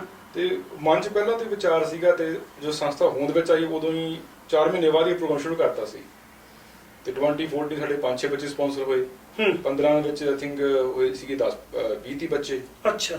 ਤੇ ਆ ਪਿਛਲੇ ਸਾਲ ਵਿੱਚ 400 ਬੱਚਾ ਸਪਾਂਸਰ ਹੋਇਆ, ਸੰਗਤ ਨੇ ਕੀਤਾ ਨਾ। 400 ਬੱਚਾ ਸਪਾਂਸਰ ਕੀਤਾ, ਸੰਗਤ ਨੇ ਸਪਾਂਸਰ ਕੀਤਾ। ਹਾਂਜੀ। ਸੋ ਇਹ ਜੋ sponsor all over north America, UK ਚ ਸਾਰੇ ਪਾਸੋਂ ਹੈਗੇ ਆ। ਤੇ ਜਿਹੜੇ ਬੰਦੇ ਨੇ 2014 ਚ ਜਿਹੜਾ ਸੰਸਥਾ ਬਿਲਕੁਲ ਨਵੀਂ ਸੀ, ਭਰੋਸਾ ਕਰਕੇ ਬੱਚੇ ਸਪਾਂਸਰ ਕੀਤੇ, ਉਹ 4 ਸਾਲ ਬਾਅਦ ਹੁਣ ਕਿ ਫੇਰ ਹੁਣ ਫੋਨ ਕਰਦੇ ਨੇ, ਭਾਈ ਸਾਹਿਬ ਜੀ ਅਸੀਂ 2 ਬੱਚੇ ਹੋਰ ਐਡ ਕਰਨੇ ਆ। ਅੱਛਾ। ਕੋਈ ਸਪਾਂਸਰ ਨੇ 10 ਬੱਚੇ ਸਪਾਂਸਰ ਕੀਤੇ ਹੋਏ ਨੇ, ਕਈਆਂ ਨੇ 4 ਕੀਤੇ ਆ। ਜਿੰਨੇ ਮਹਾਰਾਜ ਨੇ ਉਹਨਾਂ ਨੂੰ ਉਦੋਂ ਬਖਸ਼ਿਆ ਵਾ, ਤੇ ਸੰਗਤ ਭਰੋਸਾ ਕਰਕੇ ਦੀ ਕਰ ਰਹੀ ਆ। ਅਸੀਂ ਕਿ ਸਾਡੀ ਕੋਸ਼ਿਸ਼ ਨਾਲ ਇਹ ਹੁੰਦੀ ਵੀ ਅਸੀਂ ਹੋਰ ਪਾਰਦਰਸ਼ੀ ਕਰ ਸਕੀਏ। ਸਪਾਂਸਰ ਚਾਈਲਡ ਤੋਂ ਭਾਵ ਤੁਹਾਡਾ ਕੀ ਹੈ ਕਿ ਬੱਚੇ ਨੂੰ ਸਪਾਂਸਰ ਕਰਨ ਦੇ ਲਈ ਲੈਟਸ ਸੇ ਕਿ ਕੋਈ ਗੁਰਸਿੱਖ ਤੁਹਾਨੂੰ ਆ ਕੇ ਅਪਰੋਚ ਕਰਦਾ ਹੈ, ਤੁਹਾਡੇ ਪ੍ਰੋਜੈਕਟ ਨੂੰ ਦੇਖਦਾ ਹੈ ਕਿ ਤੁਸੀਂ ਗੁਰਮਤਿ ਦੀ ਬੜੀ ਵਧੀਆ ਗੱਲ ਕਰ ਰਹੇ ਹੋ, ਸਾਡੀ ਯੰਗ ਜਨਰੇਸ਼ਨ ਨੂੰ ਸ਼੍ਰੀ ਗੁਰੂ ਗ੍ਰੰਥ ਸਾਹਿਬ ਮਹਾਰਾਜ ਜੀ ਦੇ ਸਿਧਾਂਤ ਨਾਲ ਜੋੜਨ ਦਾ ਉਪਰਾਲਾ ਕਰ ਰਹੇ ਹੋ, ਉਹਦੇ ਵਿੱਚ ਜੇ ਕੋਈ ਵਿਅਕਤੀ ਚਾਹੁੰਦਾ ਕਿ ਮੈਂ ਬੱਚੇ ਨੂੰ ਸਪਾਂਸਰ ਕਰਨਾ ਚਾਹੁੰਦਾ, ਕਿਸ ਕੰਮ ਲਈ ਸਪਾਂਸਰ ਕਰ ਰਹੇ ਹੋ, ਕਿੰਨਾ ਟਾਈਮ ਲੱਗਦਾ ਉਹਨੂੰ ਸਪਾਂਸਰਸ਼ਿਪ ਉਸ ਬੱਚੇ ਦੀ ਲੈਣ ਦੇ ਲਈ, ਔਰ ਕਿੰਨਾ ਖਰਚਾ ਹੈ ਜੀ? ਉਹ ਬਹੁਤ ਸਿੰਪਲ ਪ੍ਰੋਸੈਸ ਹੈ ਜੀ। ਇਹ ਆਨਲਾਈਨ ਜਾ ਕੇ ਇੰਟਰਨੈਟ ਬੇਸਡ ਕੀਤਾ ਹੈ ਸਾਰਾ। ਓਕੇ। ਤੇ ਉਹਦੇ ਤੇ ਇਕੱਲੇ ਬੱਚੇ ਦੀ ਫੋਟੋ ਆ, ਤੁਸੀਂ ਕਲਿੱਕ ਕਰੋ ਫੋਟੋ ਤੇ, ਨਾਲ ਬੱਚੇ ਦੀ ਹਿਸਟਰੀ, ਬੱਚਾ ਕੀ ਕਰਦਾ ਕੀ ਨਹੀਂ ਕਰਦਾ, ਕੁਝ ਬੱਚੇ ਨੇ ਫੋਟੋਆਂ ਵੀ ਨੇ, ਵੀਡੀਓਜ਼ ਵੀ ਨੇ। ਅੱਛਾ। ਤੁਸੀਂ ਆਨਲਾਈਨ ਕਲਿੱਕ ਕਰਕੇ ਵਿਦਨ 1 ਮਿੰਟ ਦੀ ਬੱਚਾ ਸਪਾਂਸਰ ਕਰ ਸਕਦੇ ਹੋ। ਤੇ ਅੱਛਾ। ਤਕਰੀਬਨ ਉਹਦੇ $1.17 ਕੈਨੇਡੀਅਨ ਪੈਂਦੇ ਆ ਆਪਾਂ ਨੂੰ। ਕਿੰਨੇ ਚ ਦੇ? ਐਵਰੀਡੇ ਦੇ। ਹਾਂਜੀ। $1.17। ਹਾਂਜੀ। ਸੋ ਲੈਟਸ ਸੇ ਕਿ $40 ਮਹੀਨਾ ਅੰਦਾਜ਼ਨ। ਹਾਂਜੀ। $35 ਮਹੀਨੇ ਦੇ ਹੈਗੇ ਆ। ਵਾਹ। ਤੇ ਉਹਦੇ ਵਿੱਚ ਤੁਸੀਂ ਇੱਕ ਬੱਚੇ ਨੂੰ ਪੜ੍ਹਾ ਸਕਦੇ ਹੋ। ਤੁਸੀਂ ਸਿਰਫ ਇੱਕ ਬੱਚਾ ਸਪਾਂਸਰ ਕਰਨਾ, ਉਹਦੇ ਨਾਲ ਸਾਡੀ ਸੰਸਥਾ ਬੱਚੇ ਦੀ ਮੈਡੀਕਲ ਵੀ ਚੈੱਕ ਕਰਦੇ ਆ, ਬੱਚੇ ਨੂੰ ਮੈਡੀਕਲ ਦੀ ਸਹੂਲਤ ਲੋੜ ਆ, ਬੱਚੇ ਦੇ ਕੋਈ ਮਾਤਾ ਬਿਮਾਰ ਹੋ ਜਾਏ ਤਾਂ ਵੀ ਅਸੀਂ ਟੇਕ ਕੇਅਰ ਕਰਦੇ ਆ। ਤੇ ਜਿਹੜੇ ਟੀਚਰ ਰੱਖੇ ਹੋਏ ਨੇ ਉਹਨਾਂ ਨੂੰ ਵੀ ਪੇ ਕਰਨਾ ਹੈ, ਰੈਂਟ ਵੀ ਪੇ ਕਰਨਾ ਹੈ, ਬਾਕੀ ਅਕੋਮੋਡੇਸ਼ਨ ਵੀ ਉਹਨਾਂ ਨੂੰ ਪ੍ਰੋਵਾਈਡ ਕਰਨੀ ਹੈ। ਸੋ ਸਾਰਾ ਕੁਝ ਤੁਸੀਂ ਉਸ ਬੱਚੇ ਨੂੰ ਕਦੋਂ ਤੱਕ ਸਪਾਂਸਰ ਕਰ ਸਕਦੇ ਹੋ? ਬੱਚੇ ਅਸੀਂ 12 ਪੜਾਉਣੇ ਆ ਜੀ। ਤੇ ਸਾਡਾ ਇਹ ਮੰਨਣਾ, ਕੁਝ ਸਾਨੂੰ ਵੀਰ ਕਹਿੰਦੇ ਵੀ ਨਹੀਂ ਤੁਸੀਂ ਗਾਂ ਤੱਕ ਬੱਚੇ ਨੂੰ ਪੜਾਇਆ ਕਰੋ। ਸਾਡਾ ਇਹ ਮੰਨਣਾ ਜਿਹੜੇ ਬੱਚੇ ਹੁਣ ਬਿਲਕੁਲ ਜ਼ੀਰੋ ਤੇ ਨੇ ਬੈਠੇ ਨੇ, ਜਿਵੇਂ 6ਵੀਂ ਚ ਪੜ੍ਹਦੇ ਬੱਚੇ, ਤੁਹਾਨੂੰ ਦੱਸਿਆ ਗੁਜਰਾਤ ਚ ਆਪਦੀ ਮਾਂ ਭਾਸ਼ਾ ਨੇ ਗੁਜਰਾਤੀ ਵਿੱਚ ਤਾਂ ਨਾਂ ਲਿਖ ਸਕਦੇ ਹੈਗੇ। ਸਾਡਾ ਮੇਨ ਮਕਸਦ ਹੈ ਵੀ ਉਹ ਬੱਚੇ ਜਿਹੜੇ ਕੋਲ ਕੋਈ ਸਾਧਨ ਨਹੀਂ ਹੈਗਾ ਪੜ੍ਹਨ ਦਾ, ਉਹਨਾਂ ਨੂੰ ਆਪਾਂ ਪੜ੍ਹਾਈਏ, ਐਟਲੀਸਟ ਗ੍ਰੇਡ ਡਿਵੈਲਪ ਕਰਾ ਦਈਏ, ਤਾਂ ਜੋ ਬੱਚਾ ਜੇ ਉਹਨੇ ਕੋਈ ਪਲੰਬਿੰਗ ਵਗੈਰਾ ਜਾਂ ਕੋਈ ਹੋਰ ਇਹੋ ਟ੍ਰੇਡ ਵਿੱਚ ਵੀ ਪੈਣਾ ਵਾ, ਉਹਨੂੰ ਐਟਲੀਸਟ ਕਾਊਂਟਿੰਗ ਕਰਨੀ ਆਉਂਦੀ ਹੋਵੇ, ਉਹਦਾ ਮਾਈਂਡ ਨਾਲ ਡਿਵੈਲਪ ਹੋਇਆ ਹੋਵੇ, ਤਾਂ ਜੋ ਉਹਨੂੰ ਪਤਾ ਹੋਵੇ ਵੀ ਚੰਗਾ ਮਾੜਾ ਕੰਟੈਂਟ ਕਿਹੜਾ ਵਾ, ਮੈਂ ਕੀ ਕਰਾਂ, ਮੈਂ ਕਾਊਂਟਿੰਗ ਕਿਵੇਂ ਕਰਾਂ, ਆਪਦਾ ਘਰ ਕਿਵੇਂ ਮੈਨੇਜ ਕਰਨਾ। ਜਿਹੜੇ ਕਿਸਾਨ ਖੁਦਕੁਸ਼ੀ ਹੋ ਰਹੀ ਆ ਪੰਜਾਬ ਵਿੱਚ, ਉਹ ਇਹ ਅਕਾਊਂਟੇਬਿਲਿਟੀ, ਅਨਪੜ੍ਹ ਬੰਦੇ ਆ, ਬਜ਼ੁਰਗ ਸੀਗੇ ਆਪਣੇ, ਜ਼ਿਆਦਾਤਰ ਦੇਖੋ ਤੁਸੀਂ ਬਠਿੰਡਾ ਚ, ਮਾਨਸੇ ਵਿੱਚ, ਉਧਰ ਹੋ ਰਹੀ ਹੈ, ਫਾਜ਼ਿਲਕਾ ਅਬੋਹਰ ਫਾਜ਼ਿਲਕਾ ਇਹ ਇਲਾਕਾ ਜਿਹੜਾ ਸਾਰਾ ਥੋੜਾ ਜਿਹਾ ਐਜੂਕੇਸ਼ਨ ਪੱਖੋਂ ਥੋੜਾ ਜਿਹਾ ਪਿਛੜਿਆ ਹੋਇਆ। ਹਾਂਜੀ। ਉੱਥੇ ਨਾ ਕੋਈ ਵਧੀਆ ਯੂਨੀਵਰਸਿਟੀ ਆ, ਨਾ ਕੋਈ ਵਧੀਆ ਕਾਲਜ ਆ। ਸਾਰੇ ਸਕੂਲ ਜਿਹੜੇ ਹੈਗੇ ਵਧੀਆ ਉਹ ਵੱਡੇ ਸ਼ਹਿਰਾਂ 'ਚ ਖੁੱਲ ਰਹੇ ਨੇ ਜੀ, ਕਿਉਂਕਿ ਇੱਕ ਮੋਨੋਪੋਲੀ ਬਣ ਗਈ ਹੈ, ਬਿਜ਼ਨਸ ਬਣ ਗਿਆ। ਜਿਹੜੀ ਤੁਸੀਂ ਗੱਲ ਕੀਤੀ ਹੈ ਕਿ ਬੱਚਿਆਂ ਨੂੰ ਅਸੀਂ 10+2 ਯਾਨੀ ਕਿ 12ਵੀਂ ਤੱਕ ਪੜ੍ਹਾਉਣ ਦਾ ਉਪਰਾਲਾ ਕਰਦੇ ਹਾਂ, ਕਿਉਂਕਿ ਜਦੋਂ ਤੁਸੀਂ ਸ਼ਾਇਦ ਪ੍ਰੋਗਰਾਮ ਆਰੰਭਿਆ ਹੈ, ਸਿੱਖੀ ਅਵੇਅਰਨੈਸ ਫਾਊਂਡੇਸ਼ਨ ਦੀ ਪੰਜਾਬੀ ਸੌਖੇ ਸ਼ਬਦਾਂ 'ਚ ਮੈਂ ਕਹਾ ਨਹੀਂ ਰੱਖੀ ਹੈ, ਉਦੋਂ ਸੋਚਿਆ ਸੀ ਵੀ ਇੰਨੇ ਬੱਚੇ ਹੋ ਜਾਣਗੇ, ਇੱਥੇ ਤੱਕ ਪਹੁੰਚਣਗੇ ਅਸੀਂ? ਨਹੀਂ ਜੀ, ਉਦੋਂ ਤਾਂ ਕੁਛ ਨਹੀਂ ਸੋਚਿਆ ਸੀਗਾ। ਤੇ ਉਦੋਂ ਤਾਂ ਇੱਕ ਗਰੁੱਪ ਦੋਸਤ ਮਿੱਤਰ ਇਕੱਠੇ ਹੋ ਕੇ ਸਾਡੇ ਮਨ 'ਚ ਭਾਵਨਾ ਸੀਗੀ ਜੀ। ਤੁਹਾਨੂੰ ਦੱਸਿਆ ਪਹਿਲਾਂ ਕਿ ਫੇਸਬੁੱਕ ਪੇਜ ਸ਼ੁਰੂ ਕੀਤਾ ਸੀਗਾ ਜੀ, ਤੇ ਅੱਜ ਪਰਮੇਸ਼ਰ ਦੀ ਕਿਰਪਾ ਨਾਲ ਇੱਕ ਸੰਸਥਾ ਖੜੀ ਹੋ ਚੁੱਕੀ ਆ। ਉਹਦੇ ਕੁਝ ਕੰਮ ਹੁੰਦੇ ਬੰਦਾ ਗਿਣ ਮਿਥ ਕੇ ਕਰਦਾ। ਮੈਂ ਦੀ ਕੰਸਟਰਕਸ਼ਨ ਕੰਪਨੀ ਸ਼ੁਰੂ ਕੀਤੀ ਸੀਗੀ, ਮੈਂ ਮਿਥ ਕੇ ਕੀਤੀ ਵੀ ਮੈਂ ਖੋਲਣੀ ਆ, ਮੈਂ ਆਪਣੇ ਬੰਦੇ ਰੱਖੂ, ਮੈਂ ਐਂ ਕਰੂੰ, ਪਲੈਨਿੰਗ ਕੀਤੀ ਜੀ। ਇਹ ਇੱਕ ਸੰਸਥਾ ਐਸੀ ਹੈ ਜਿਹੜੀ ਅਸੀਂ ਕੋਈ ਪਲੈਨਿੰਗ ਨਹੀਂ ਕੀਤੀ, ਨਾ ਅਸੀਂ ਆਪ ਕਰ ਰਹੇ ਹਾਂ, ਅਸੀਂ ਮਹਾਰਾਜ ਕੋਲ ਹੁਕਮਨਾਮਾ ਲੈ ਲਈਦਾ ਵਾ। ਵਾਹ। ਤੇ ਫਿਰ ਆਰੰਭ ਕਰ ਦਈਦਾ ਕਾਰਜ। ਇਹ ਸਵਾਲ ਤੁਹਾਨੂੰ ਮੈਂ ਤਾਂ ਪੁੱਛਿਆ ਕਿਉਂਕਿ ਇਕੱਲੇ ਬੰਦੇ ਤੋਂ ਸ਼ੁਰੂ ਕਰਕੇ ਕੁਝ ਦੋਸਤਾਂ ਨਾਲ ਇੱਕ ਗਰੁੱਪ ਸ਼ੁਰੂ ਕਰਕੇ ਤੁਸੀਂ ਇੱਥੇ ਤੱਕ ਪਹੁੰਚੇ ਹੋ। ਕਦੇ ਇਸ ਤਰ੍ਹਾਂ ਨਹੀਂ ਸੋਚਿਆ ਕਿ +2 ਤੋਂ ਬਾਅਦ ਕਦੇ ਇਹੋ ਜਿਹਾ ਸਮਾਂ ਵੀ ਆਏਗਾ ਕਿ ਅਸੀਂ ਆਪਣੇ ਬੱਚਿਆਂ ਨੂੰ, ਜਿਹੜੇ ਬੱਚੇ ਤੁਸੀਂ +2 ਤੱਕ ਕਰਵਾ ਰਹੇ ਹੋ, ਕਦੇ ਇਹ ਵੀ ਭਵਿੱਖ, ਨੇੜ ਭਵਿੱਖ ਦੇ ਵਿੱਚ ਸੋਚਿਆ ਕਿ ਉਹਨਾਂ ਬੱਚਿਆਂ ਨੂੰ ਅਸੀਂ ਹਾਇਰ ਐਜੂਕੇਸ਼ਨ ਦੇ ਕੇ ਕਿਸੇ ਨੂੰ IAS ਅਫਸਰ, ਕਿਸੇ ਨੂੰ PCS ਅਫੀਸਰ, IFS ਅਫੀਸਰ ਨੇ ਜਿਹੜੇ, ਉੱਥੇ ਤੱਕ ਪਹੁੰਚਾਉਣ ਦਾ, ਉਹਨਾਂ ਦਸਤਾਰਧਾਰੀ ਸਿੰਘਾਂ ਨੂੰ ਉੱਪਰ ਲਿਆਉਣ ਦਾ ਉਪਰਾਲਾ ਹੋਰ ਅੱਗੇ ਕਰੀਏ? ਬਿਲਕੁਲ ਜੀ, ਇਹ ਮਨ 'ਚ ਵਿਚਾਰ ਹੈਗੇ ਆ ਜੀ। ਇਹ ਸੋਚਿਆ ਹੋਇਆ ਵਾ, ਪਰ ਜਿਵੇਂ ਜਿਵੇਂ ਸੰਸਥਾ ਵਧੀ ਜਾਊਗੀ ਤੇ ਸੰਗਤ ਦਾ ਸਹਿਯੋਗ ਮਿਲ ਜਾਊਗਾ, ਤਿਵੇਂ ਤਿਵੇਂ ਆਪਾਂ ਫਿਰ, ਕਿਉਂਕਿ ਇਹਨਾਂ ਕੰਮਾਂ ਵਾਸਤੇ ਅਸੀਂ ਆ ਨਹੀਂ ਚਾਹੁੰਦੇ ਕਿ ਅਸੀਂ ਨੰਬਰ ਵੱਡੇ ਕਰੀ ਚੱਲੀਏ। ਇਸ ਤਰ੍ਹਾਂ ਪ੍ਰੋਪਰ ਪਲੈਨਿੰਗ ਨਾ ਹੋਵੇ। ਸਾਡੇ ਕੋਲ ਰਿਟਾਇਰ ਹੋਏ IPS ਅਫਸਰ ਸਾਡੇ ਕੋਲ ਬੈਠੇ ਹੋਣ, ਸਾਨੂੰ ਆਈਡੀਆਜ਼ ਦੇਣ ਵੀ ਕਿਵੇਂ ਤੁਸੀਂ ਪੜ੍ਹਾਈ ਕਰਾਉਣੀ ਹੈ। ਇਹੀ ਕਾਰਨ ਸੀ ਮੇਰਾ ਸਵਾਲ ਪੁੱਛਣ ਦਾ ਵੀ ਕਾਰਨ ਇਹੀ ਹੈ। ਇਹਦੇ ਵਿੱਚ ਜਦੋਂ ਤੁਸੀਂ ਕਹਿ ਰਹੇ ਹੋ ਕਿ ਤੁਹਾਡਾ ਇੱਕ ਛੋਟਾ ਜਿਹਾ ਦੋਸਤਾਂ ਦਾ ਗਰੁੱਪ ਸੀ, ਅਸੀਂ ਇਹ ਕੰਮ ਸ਼ੁਰੂ ਕੀਤਾ, ਇਹਨੂੰ ਐਕਸਪੈਂਡ ਕਰਨ ਦੇ ਲਈ ਵਰਲਡ ਵਾਈਡ, ਦੁਨੀਆ ਭਰ ਦੇ ਵਿੱਚ ਐਕਸਪੈਂਡ ਕਰਨ ਦੇ ਲਈ ਸਪਾਂਸਰ ਏ ਚਾਈਲਡ, ਕੀ ਅੱਗੇ ਪ੍ਰੋਜੈਕਟ ਨੇ ਤੁਹਾਡੇ? ਇਹ ਹੈ ਜੀ, ਸੰਗਤ ਸਹਿਯੋਗ ਦੇ ਰਹੀ ਹੈ ਸਪਾਂਸਰ ਚਾਈਲਡ ਪ੍ਰੋਗਰਾਮ ਨੂੰ, ਤੇ 700% ਵਧਿਆ ਪ੍ਰੋਗਰਾਮ ਹੈ ਇਹ ਪਿਛਲੇ 700% ਪਿਛਲੇ ਸਾਲ ਨਾਲੋਂ। ਵਾਹ। ਸੋ ਆਸ ਹੈ ਕਿ ਅਗਾਂਹ ਵੀ ਸੰਗਤ ਸਪੋਰਟ ਕਰੂਗੀ ਤੇ ਅਸੀਂ ਹੋਰ ਇਹ ਬਿਹਤਰ ਪ੍ਰੋਗਰਾਮ ਬਣਾਵਾਂਗੇ। ਕਿਉਂਕਿ ਅਕਸਰ ਜਿਹੜਾ ਪੰਜਾਬ ਆ ਜਾਂ ਇੰਡੀਆ ਵੀ ਲਾ ਲਈਏ ਆਪਾਂ, ਉਹਨੂੰ ਜਿਹੜਾ ਵਰਲਡ ਜਿਹੜਾ ਹੈਲਥ ਜਿਹੜਾ ਹੈਗੇ ਵੀ ਪੋਵਰਟੀ ਇੰਡੈਕਸ ਵਿੱਚ ਉਹਨੂੰ ਦਿਖਾਇਆ ਜਾਂਦਾ ਵੀ ਇੱਥੇ ਲੋੜਵੰਦ ਵਾਲੇ ਨਹੀਂ ਹੈਗੇ। ਸੋ ਉਹਦੇ ਵਿੱਚ ਪੰਜਾਬ ਨੂੰ ਇੰਡੀਆ ਵਿੱਚ ਦਿਖਾਇਆ ਜਾ ਰਿਹਾ ਕਿ ਇੱਕ ਰਿਚ ਸਟੇਟ ਆ। ਤਾਂ ਜਿਹੜੀ ਵੱਡੀਆਂ ਵੱਡੀਆਂ ਸੰਸਥਾਵਾਂ ਨੇ, UN ਹੈਗੇ ਆ, ਤੇ ਉਹ ਵੱਡੀ ਵੱਡੀ ਸੰਸਥਾਵਾਂ ਰੈੱਡ ਕਰਾਸ ਵਰਗੇ ਉੱਥੇ ਨਹੀਂ ਜਾ ਰਹੀਆਂ। ਹਾਲਾਂਕਿ ਆਪਾਂ ਨੂੰ ਤਾਂ ਪਤਾ ਵੀ ਉਹ ਗਵਰਨਮੈਂਟ ਕਿਵੇਂ ਵਰਕ ਕਰਦੀ ਹੈ, ਸਿਸਟਮ ਕਿਵੇਂ ਚੱਲਦਾ ਵਾ। ਬਿਲਕੁਲ। ਸੋ ਇੱਥੇ ਹੁਣ ਆਪਣਾ ਹੈਗਾ ਵੀ ਆਪਾਂ ਮਹਾਰਾਜ ਦੀ ਕਿਰਪਾ ਨਾਲ ਆਪਣੇ ਕੋਲ ਪਲੇਟਫਾਰਮ ਬਣ ਚੁੱਕਿਆ ਵਾ, ਜਿਹੜਾ ਕਿਸੇ ਨੇ ਗਿਣਵੇਂ ਵਿੱਚ ਕਿ ਨਹੀਂ ਚਲਾਇਆ। ਇੱਥੇ ਦੀ ਰਜਿਸਟਰਡ ਚੈਰਿਟੀ ਆ, ਡਾਇਰੈਕਟਰਸ ਨੇ, ਸਾਰਾ ਕੁਝ ਆਨਲਾਈਨ ਪਬਲਿਸ਼ ਹੁੰਦਾ ਵਾ, ਕਿਹੜੇ ਫੰਡਸ ਆ ਗਏ, ਕਿਹੜੇ ਚਲੇ ਗਏ, ਤੇ ਵੀ ਸੰਗਤ ਨਾਲ ਜੁੜੇ ਤਾਂ ਆਪਾਂ ਨੂੰ ਹੋਰ ਜਿੰਨਾ ਮਰਜ਼ੀ ਗਾਂਹ ਲੈ ਜਾਈਏ। ਮੈਂ ਤੁਹਾਨੂੰ ਇਸੇ ਕਰਕੇ ਪੁੱਛ ਰਿਹਾ ਸੀ ਕਿ ਵਾਕਈ ਤੁਹਾਡੀ ਇਹ ਜਿਹੜੀ ਸੰਸਥਾ ਹੈ ਰਜਿਸਟਰਡ ਹੈ? ਹਾਂਜੀ, ਇਹ ਰਜਿਸਟਰਡ ਚੈਰਿਟੀ ਆ। ਤੇ ਐਸ ਡਾਇਰੈਕਟਰ ਕਿੰਨੇ ਨੇ ਇਹਦੇ ਵਿੱਚ? 5 ਡਾਇਰੈਕਟਰ ਨੇ ਜੀ। ਸਾਡਾ ਇੱਕ ਡਾਇਰੈਕਟਰ ਹੈਗਾ ਵਾ, ਉਹ ਵਿਨੀਪੈਗ ਵਿੱਚ ਪੁਲਿਸ ਵਿੱਚ ਹੈਗਾ ਵਾ, ਤੇ ਇੱਕ ਡਾਇਰੈਕਟਰ ਤੇ ਆਪਣੇ ਵੈਨਕੂਵਰ ਚ ਆ, ਉਹ ਪਾਲਿਸੀ ਐਨਾਲਿਸਟ ਆ ਫਰਸਟ ਨੇਸ਼ਨਸ ਵਿੱਚ। Very good. ਤੇ ਇੱਕ ਸਾਡਾ ਡਾਇਰੈਕਟਰ ਹੈਗਾ ਵਾ, ਉਹਨਾਂ ਦਾ ਆਪਦਾ 10 ਸਟੋਰ ਹੈਗਾ ਫਿਜ਼ੀਓਥੈਰੇਪਿਸਟ ਦੇ, ਤੇ ਇੱਕ ਸਿੰਘ ਹੋਰ ਹੈਗਾ ਵਾ, ਉਹ BC ਹਾਈਡ ਵਿੱਚ ਪ੍ਰੋਜੈਕਟ ਮੈਨੇਜਰ ਆ। ਸੋ ਸਾਰੇ ਯੰਗ ਜਨਰੇਸ਼ਨ ਹੈਗੀ ਆ, ਯੰਗ ਜਨਰੇਸ਼ਨ ਵੈਲ ਕੁਆਲੀਫਾਈਡ, ਜਿਨ੍ਹਾਂ ਦੇ ਅੰਦਰ ਇੱਕ ਭਾਵਨਾ ਹੈ, ਇੱਕ ਖਿੱਚ ਹੈ ਕਿ ਸਾਡੀ ਜਿਹੜੀ ਆਉਣ ਵਾਲੀ ਪਨੀਰੀ ਹੈ ਉਹ ਐਜੂਕੇਸ਼ਨ ਨਾਲ ਜੁੜੇ। ਬਿਲਕੁਲ ਜੀ, ਬਿਲਕੁਲ। ਇਹੀ ਲੈ ਕੇ ਤੁਰੇ ਆ ਵੀ ਆਪਾਂ ਬੱਚਿਆਂ ਨੂੰ ਪੜ੍ਹਾਈ ਨਾਲ ਜੋੜ ਦਈਏ। ਹਾਂਜੀ। ਤੇ ਉਹ ਸਿਰਫ ਆਪਦੇ ਆਪ ਨੂੰ ਨਹੀਂ, ਆਪਦੇ ਪਰਿਵਾਰ ਨੂੰ ਵੀ ਪਾਲ ਸਕਣਗੇ। ਕਿਉਂਕਿ 7 ਸਮੁੰਦਰੋਂ ਪਾਰ ਆ ਕੇ ਅਸੀਂ ਤਾਂ ਆਪਣੇ ਪਰਿਵਾਰਾਂ ਨੂੰ ਸੰਭਾਲ ਲਿਆ, ਅਸੀਂ ਬੜੀਆਂ ਤਰੱਕੀਆਂ ਕੀਤੀਆਂ, ਭਾਵੇਂ ਉਹ ਰਾਜਨੀਤਿਕ ਪੱਖੋਂ ਨੇ, ਭਾਵੇਂ ਆਰਥਿਕ ਪੱਖੋਂ ਨੇ, ਭਾਵੇਂ ਸਮਾਜਿਕ ਪੱਖੋਂ ਨੇ, ਭਾਵੇਂ ਤੁਸੀਂ ਦੇਖੋ ਕਿ ਵਪਾਰਕ ਪੱਖੋਂ ਅੱਜ ਪੰਜਾਬ ਦੇ ਵਿੱਚ ਪੰਜਾਬੀਆਂ ਦੀ, ਖਾਸ ਕਰਕੇ ਸਿੱਖਾਂ ਦੀ ਤੂਤੀ ਬੋਲ ਰਹੀ ਹੈ। ਇਸ ਕੋਈ ਸ਼ੱਕ ਵਾਲੀ ਗੱਲ ਨਹੀਂ। ਰਾਜਨੀਤੀ ਚਲੇ ਜਾਓ, ਡਿਫੈਂਸ ਮਿਨਿਸਟਰ ਸਾਡਾ ਗੁਰਸਿੱਖ ਅੰਮ੍ਰਿਤਧਾਰੀ ਹੈ, ਕਿੱਡੀ ਮਾਣ ਵਾਲੀ ਗੱਲ ਹੈ। ਜਦੋਂ 5 ਦਸਤਾਰਧਾਰੀ ਕੈਬਨਿਟ ਦੇ ਵਿੱਚ ਬੈਠੇ ਹੋਣ, ਫਿਰ ਉਸ ਮੁਲਕ ਦੇ ਵਿੱਚੋਂ ਹੀ ਔਰ ਉਸੇ ਸੂਬੇ ਦੇ ਵਿੱਚੋਂ, ਜਿਹੜੇ ਸੂਬੇ 'ਚ ਸਾਡੇ ਡਿਫੈਂਸ ਮਿਨਿਸਟਰ ਸਰਦਾਰ ਅਜੀਤ ਸਿੰਘ ਸੱਜਣ ਨੇ, ਉਸੇ ਸੂਬੇ ਦੇ ਵਿੱਚੋਂ ਤੁਹਾਡੇ ਵਰਗੇ ਨੌਜਵਾਨ ਜਿਹੜੇ ਉੱਭਰ ਰਹੇ ਨੇ, ਉਹਨਾਂ ਦੇ ਦਿਮਾਗ ਦੇ ਵਿੱਚ ਇਹੋ ਜਿਹੀ ਸੋਚ ਆਉਣੀ, ਮੇਰਾ ਖਿਆਲ ਹੈ ਬੜਾ ਵਧੀਆ ਸੁਨੇਹਾ ਹੈ ਸਾਡੀ ਆਲ ਓਵਰ ਜਿਹੜੀ ਵਰਲਡ ਕਮਿਊਨਿਟੀ ਦੇਖ ਰਹੀ ਹੈ, ਉਹਨਾਂ ਲਈ ਮੇਰਾ ਖਿਆਲ ਬਹੁਤ ਵਧੀਆ ਸੁਨੇਹਾ ਜੀ। ਹਾਂਜੀ, ਬਿਲਕੁਲ। ਇਹਦੇ ਨਾਲ ਨਾਲ ਆਪਾਂ ਇੱਥੇ ਵੀ ਆਪਣਾ ਬੱਚਿਆਂ ਤੇ ਚੰਗਾ ਇਫੈਕਟ ਪੈ ਰਿਹਾ ਜੀ। ਜੋ ਆਪਣੇ ਇੱਥੇ ਬੱਚੇ ਗੈਂਗਵਾਰ 'ਚ ਫਸ ਰਹੇ ਨੇ, ਇੱਕ ਪਲੇਟਫਾਰਮ ਬਣ ਰਿਹਾ, ਜਿਹੜੀ ਜਨਰੇਸ਼ਨ ਮੈਨੂੰ ਜਾਣਦੀ ਆ, ਨਾਲ ਜੁੜੇ ਹੋਏ ਨੇ ਮੁੰਡੇ, ਯੂਥ ਸਾਰਾ, ਉਹਨਾਂ ਵਾਸਤੇ ਇੱਕ ਸਿਸਟਮ ਪਹਿਲਾਂ ਖੜਾ ਕਰ ਰਹੇ ਆ ਵੀ ਤਾਂ ਜੋ ਉਹ ਵੋਲੰਟੀਅਰ ਕਰਨਗੇ, ਇੱਥੇ ਆਫਿਸ ਵਿੱਚ ਆ ਸਕਣ। ਲਾਸਟ ਈਅਰ 3 ਬੱਚੇ ਆਏ ਸੀਗੇ, ਯੰਗ ਕਾਲਜ ਵਾਲੇ ਬੱਚੇ, ਆਪਣੇ ਆਫਿਸ ਵਿੱਚ ਸੇਵਾ ਕਰ ਰਹੇ ਸੀ ਨਾਲ ਸਿੰਘ। ਸੋ ਜਦੋਂ ਇੱਕ ਆਫਿਸ ਜਿਹਾ ਬਣ ਗਿਆ, ਇੱਕ ਸਿਸਟਮ ਬਣ ਗਿਆ ਵਾ, ਬੱਚੇ ਨਾਲ ਜੁੜ ਰਹੇ ਨੇ ਇਹਦੇ ਲਈ ਬੋਰਨ ਵੀ। ਵਾਹ। ਇਹਦੇ ਵਿੱਚ ਥੋੜਾ ਜਿਹਾ ਦੱਸੋ ਬਈ, ਲੈਟਸ ਸੇ ਕੋਈ ਪਰਿਵਾਰ ਚਾਹੁੰਦਾ ਹੈ ਕਿ ਯਾਰ ਮੈਂ sponsor A child, why not, ਮੈਂ ਵੀ ਚਾਹੁੰਦਾ ਕਿ ਮੇਰੀ ਕੰਟਰੀਬਿਊਸ਼ਨ ਵੀ ਹੋਵੇ। $35 ਦਾ ਤਾਂ ਬੱਚਿਆਂ ਨੂੰ ਪੀਜ਼ਾ ਆਰਡਰ ਕਰਦੀ ਹੈ ਤਾਂ $35 ਲੱਗ ਜਾਂਦੇ ਆ, ਤੇ $35 ਨਾਲ ਇੱਕ ਬੱਚੇ ਦੀ ਲਾਈਫ ਬਣ ਰਹੀ ਹੈ। ਇਹਦੇ ਵਾਸਤੇ ਸੰਪਰਕ ਕਿੱਥੇ ਕਰਨਾ? ਵੈਬਸਾਈਟ ਹੈਗੀ ਸਾਡੀ ਜੀ, safcanada.org। SAF Canada, SAF Canada.org, SAF Canada.org। ਇਸ ਵੈਬਸਾਈਟ ਦੇ ਉੱਤੇ ਜਾ ਕੇ ਤੁਸੀਂ ਲੌਗਇਨ ਕਰ ਸਕਦੇ ਹੋ ਮੇਰਾ ਖਿਆਲ ਹੈ। ਹਾਂਜੀ, ਬਹੁਤ ਸਿੰਪਲੀਫਾਈਡ ਤਰੀਕਾ ਵਾ, ਵਿਦਨ 1 ਮਿੰਟ 'ਚ ਬੱਚਾ ਸਪਾਂਸਰ ਹੋ ਸਕਦਾ। ਵਾਹ ਤੇ ਉਸ ਤੋਂ ਬਾਅਦ ਆਪਾਂ ਪਰਿਵਾਰ ਨੂੰ ਦੱਸਾਂਗੇ ਵੀ ਤੁਸੀਂ ਕਿਹੜਾ ਬੱਚਾ ਸਪਾਂਸਰ ਕੀਤਾ, ਅਗਰ ਤੁਹਾਡੇ ਕੋਲ ਇਨਫੋਰਮੇਸ਼ਨ ਜਾਊਗੀ। ਹਾਂ, ਤੁਸੀਂ ਪੰਜਾਬ ਜਾ ਕੇ ਬੱਚੇ ਨੂੰ ਮਿਲ ਵੀ ਸਕਦੇ ਹੋ। ਆਏ ਨਹੀਂ ਵੀ ਤੁਸੀਂ ਆਪਰੇਸ਼ਨ ਕਰੀ ਜਾਣਾ, ਤੁਹਾਨੂੰ ਪਤਾ ਨਹੀਂ ਵੀ ਕੀ ਹੋ ਰਿਹਾ ਵਾ, ਅੱਛਾ। ਤੇ ਤੁਸੀਂ ਪੰਜਾਬ ਜਾ ਕੇ ਬੱਚੇ ਨੂੰ ਮਿਲ ਵੀ ਸਕਦੇ ਹੋ। ਜਿਹੜੇ ਉਹਨਾਂ ਬੱਚਿਆਂ ਦੇ ਕੋਈ ਤਸਵੀਰਾਂ ਨੇ ਤੁਸੀਂ ਕਹਿ ਰਹੇ ਹੋ ਤੁਹਾਡੀ ਵੈਬਸਾਈਟ ਦੇ ਉੱਤੇ? ਹਾਂਜੀ, ਤਸਵੀਰਾਂ ਹੈਗੀਆਂ ਨੇ, ਨਾਲ ਹਿਸਟਰੀ ਹੁੰਦੀ ਆ।